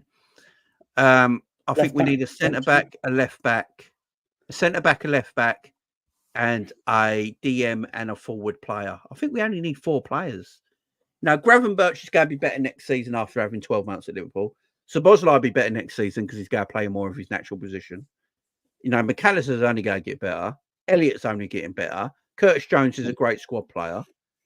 You know, you get a new DM in there. You People are saying you get a new forward. I think I saw someone said Virgil will leave in January. Some people are saying Allison because he sold his house. Yeah, people sell their houses, guys. Yeah. just moved elsewhere. It's all good. It's all good. Guimaraes is a quality DM. We need we don't need this. That's concerning though, because there's been no links for a defensive midfielder. No, there's been no links to a DM. And that is the biggest concern. That's the big concern. Yeah, forwards, defenders. Where's the midfielder? Please. I got a feeling Liverpool might go for Polina, you know, from Fulham. I think Liverpool might go for Polina from Fulham. I think that's a DM they're going to look to get, and that's why it's not been linked, in my opinion. But the fact that everyone who's close to it, like Fabrizio knows because he talks to people, Paul Joyce, Steve Bascom, Chris Bascom, James Pitt, all these people that have come out that know have all said every link is a centre back and a forward. No one's mentioned a DM. I'd love Wataru Endo to stay as part of the team. Ugarte from PSG. I did see a rumour swap deal. Yeah, I think the squad don't need that much of an overhaul. I really don't think. Yeah, Vilara, he's a good DM. I think it's a couple of pieces. Would it surprise me if we don't spend a lot of money this summer? No, it probably wouldn't surprise me. But do we how much do you think we need to spend? Probably like 150 million. Yeah, I think with sales and money available, I reckon Liverpool will spend over 100 million this summer. Yeah, and then everyone will get annoyed because it's like, oh look, FSG didn't spend enough money, and hey, we're gonna get some answers this summer. People are gonna get their answers this summer if we spend a lot of money, because I do think. Let's not forget about who we can buy. Look what's coming through the academy. Look at the youngsters that are coming back off loan. You like the Owen Beck, Luke Chambers, Tyler Morton, Fabio Carvalho. Seth Vandenberg and Carvalho and Owen Beck are the 3 interesting ones to me out of all the youth players, because I think Owen Beck has got a lot of potential as a left back. I think Seth Vandenberg, I believe, has the best stats for a defender under the age of 23 in Europe or something like that. So I think Seth Vandenberg will be looked at in pre-season. And then Carvalho. Look, Carvalho said today his preferred position is the number 10 position. He can play the left wing position, as he put it. Though he can't play like Diaz does, but he can play the number 10 position. So I think Carvalho and Seth Vandenberg and Owen Beck, they're the 3 players I think the club will look at trying to either retain or sell. There's no point loaning. If Seth Vandenberg's not going to make it at Liverpool, you sell him. You'll get people coming in for him as well because he's quite a popular player. Yeah. With Carvalho, you sell. If he doesn't play, then he'll be out. No more loans.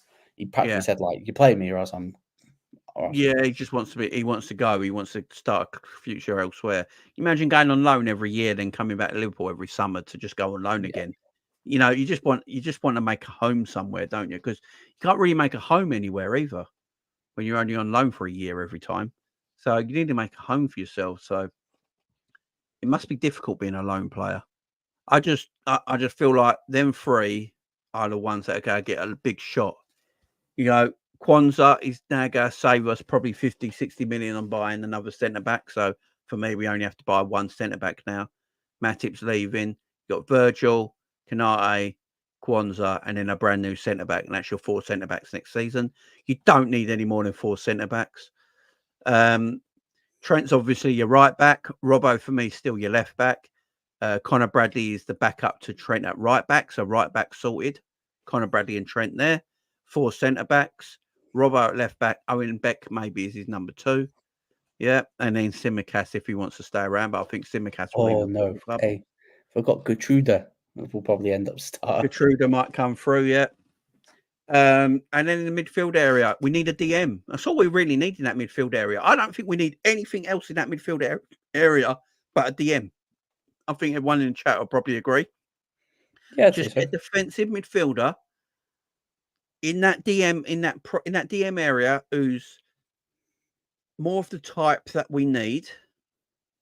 And I think, you know, that midfield area is absolutely fine. And then the forward area, by the sounds that we're after a forward. Now, I know Somerville from Leeds is the popular choice. I honestly believe, I'm going to say this right now, Liverpool will buy Somerville from Leeds if Leeds don't win promotion. If Leeds don't win the playoff, there is no way Archie Gray and Somerville stay at Leeds for another year in the Championship. And I think them two will be off.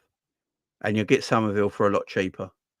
So I literally feel like that doesn't move me. That does not move me. Somerville might be a Liverpool player. Kudus moves me though. Kudus come next season. Kudos has got a release clause. We're looking. Clause. I don't know how much his release clause though. The rumor is it's between 50 and 60 million. The thing with Somerville, I'm not buying Somerville to be a first teamer. I'm buying Somerville to be a squad player and backup player right now, not be a first teamer.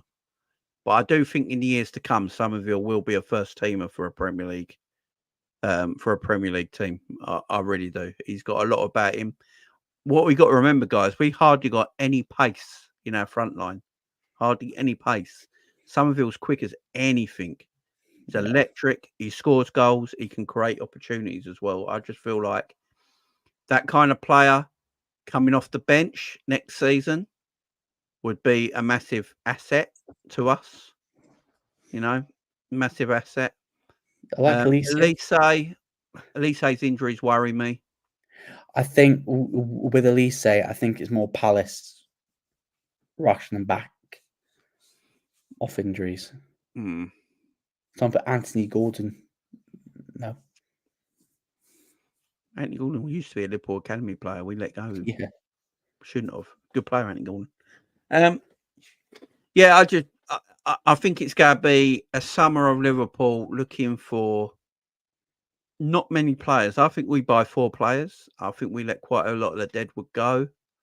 You've got to remember as well, Thiago and Matip leaving at the end of the season is going to save a lot of money on wages. Adrian to go as well. He's on 60 grand a week. You know, you're saving around 400 grand a week. Answer this quickly. Yeah, you're saving almost 400 grand a week between Thiago, Adrian, and Matip's wages. That's almost 400, probably around the 400 grand a week mark that you got to save on the football club with them 3 gone. That gives you a lot of money to go and buy players. You know, I know a lot of people ain't about the Somerville thing, and I get it. I'm not buying Somerville as a first teamer. No way in hell am I buying Somerville as a first teamer. I'm buying him as an impact player at the moment. I think he's like 22 years of age. It's a good age. I'm buying him as an impact player, as a player that can build into the first team the season after.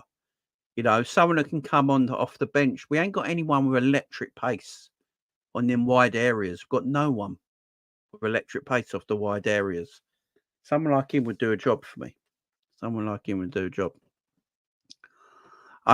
I'm with Edward.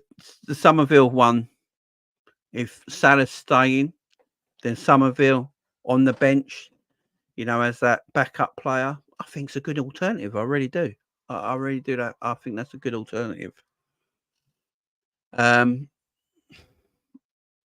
I don't know. I don't know what the club have got in store. Last season, I remember this time last season, we saw links to Mason Mount, didn't we?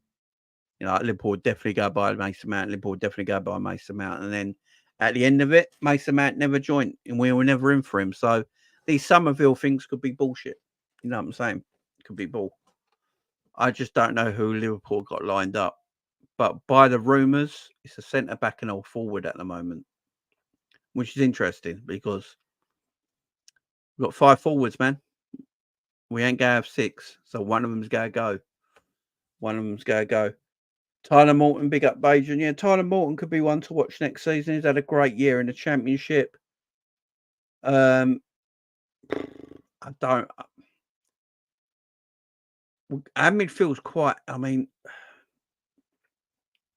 if we get a DM in, if you get a DM in the summer, and then you got a DM, Stefan, Endo, McAllister, Szoboszlai, Gravenberch, Elliott, and Curtis Jones.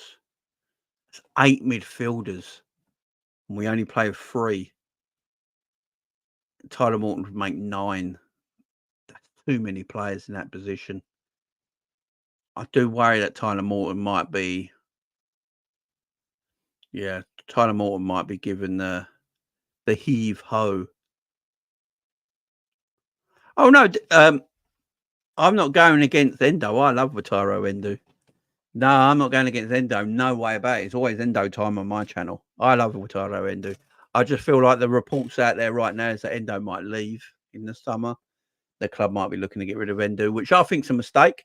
I'd keep Wataru Endo around as a squad player. I've always said that. I think you can get a better DM than Wataru Endo, as much as I love him, but I wouldn't sell him.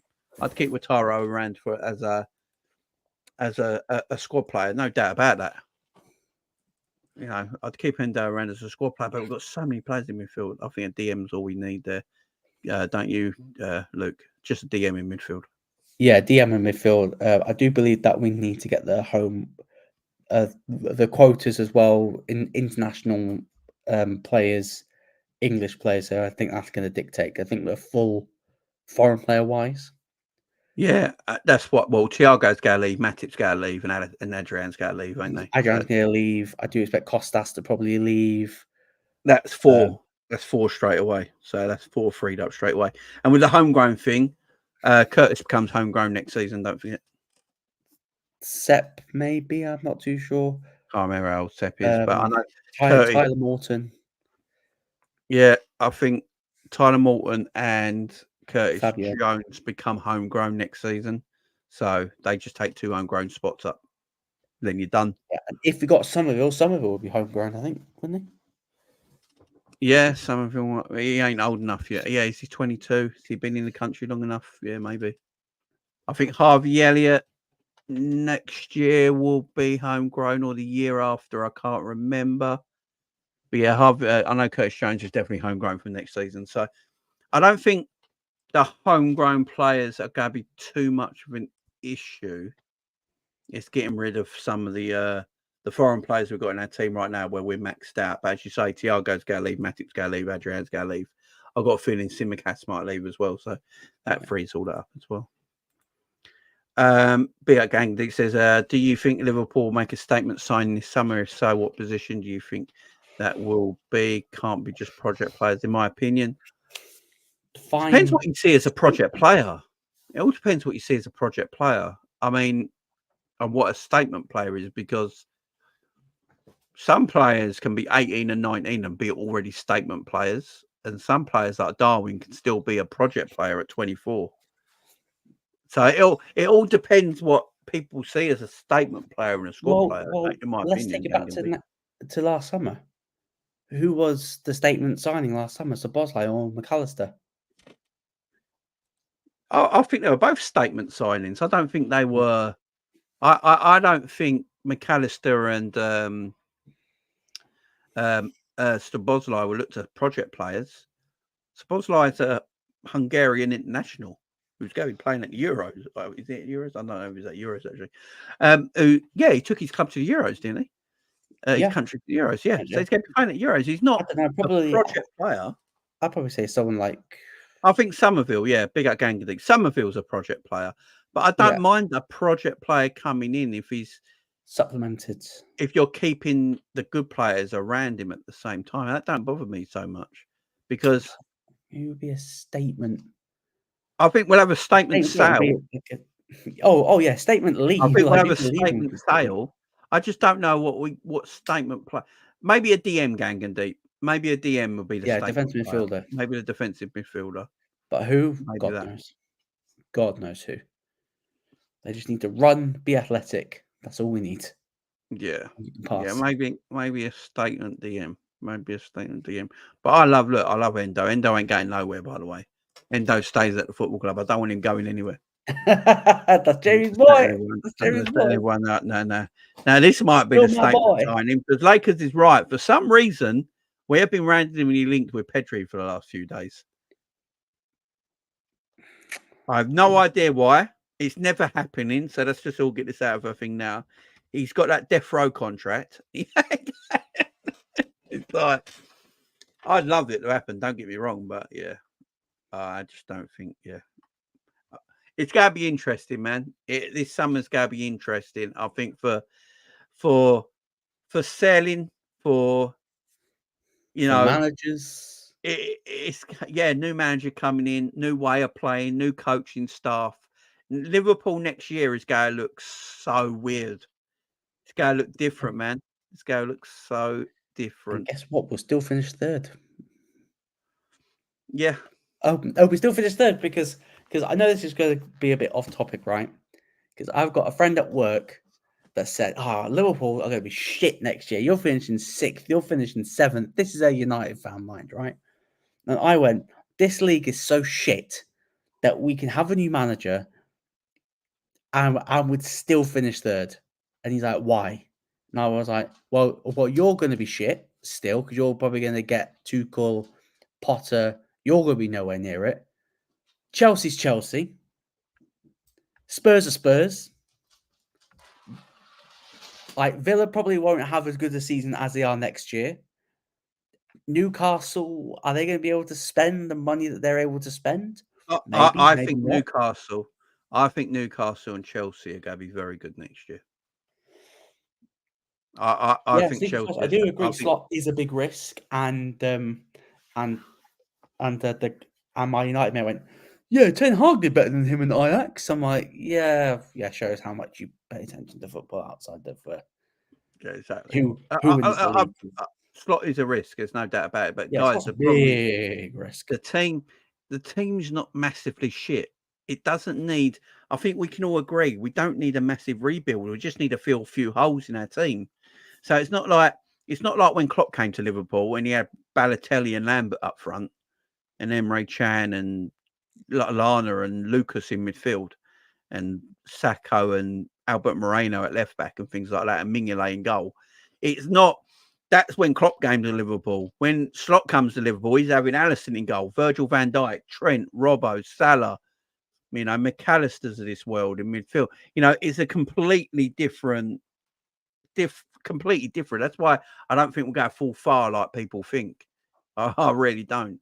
But again, Slot's no Klopp at the end of the day either, so he's got to prove himself, obviously. But I don't think it's going to be as bad as everyone thinks it's going to be. We just need to get the right players in the summer, fill the right holes, pause. And pause. Yeah, massive pause for this. But yeah, guys, no, he has a massive ACL issue to risky. I can't remember what I said now. Who did I say? I can't remember what I said. Ten Hag didn't do better in Slot. If you look at the context of things, the unmanaged Ajax whose winning structure was in place. On the other hand, AZ and final had one league and a cup. Yeah, exactly, Gang D.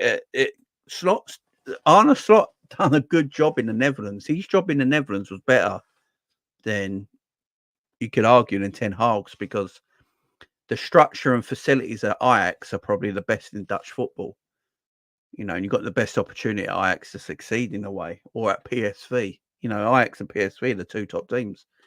The job that Arne Slot done at AZ Alkmaar, very underrated, because of COVID hit. We never know if he might have won that league. And then the job he did at Feyenoord, under no money. You got to remember this as well. Arne Slot built that Feyenoord team with no money and won the league, and then competed this year for the league against PSV, who had more money than to spend and got a better team. And he won a cup. So it just, yeah, he did a good job, Slot. Yeah, Josh, he's pretty much. I mean, Josh, if you've seen Arne Slot's press conferences the last couple of days, he's pretty much, yeah. The only thing, because it hasn't been announced yet, he can't really say I am the new Liverpool manager. But yeah, he's pretty much the Liverpool manager. I think it'll get appointed before the Wolves game, I think. Yeah, he was doing the Pedri, Pedri ACLs, yeah. I always said Gavi was the better midfielder out of him and Pedri anyway. Yeah, the way Arne Slot's talking in press conferences for his own Feyenoord team, he's like, yeah, I can't wait to be Liverpool manager, basically. It's mad. Arne Slot's moving mad, guys. If I was a Feyenoord fan, I'd actually be a bit pissed off. The way Arne Slot's moving like a madman. He really is. He's like, yeah, I'm going to Liverpool. Yeah, I can't wait. It's just, it hasn't been officially announced yet. Yeah, I've got it now, Bajan. Big up, man. Big up. But guys, look, we're going to leave it there because we're gone 2 hours, 20 minutes. It's been a long one. Yeah. It's been a great conversation with great guests today, Luke and K-Mac. But guys, listen, make sure you go and subscribe to Luke's channel. You know where that is now. Go and subscribe to Luke's channel. We did our watch along on the weekend for UFC 301, which was a surprisingly good show that me and Luke watched. So I hope you enjoyed that. Guys, make sure you go and subscribe to his channel. And much love for you guys sticking around with me for 2.5 hours. I really appreciate it. Guys, don't forget to share and subscribe as well and like the video. I'd appreciate that. I'll be back tomorrow, guys. Enjoy the rest of your bank holiday, Monday, whatever it is you're doing. Guys, we'll see you soon.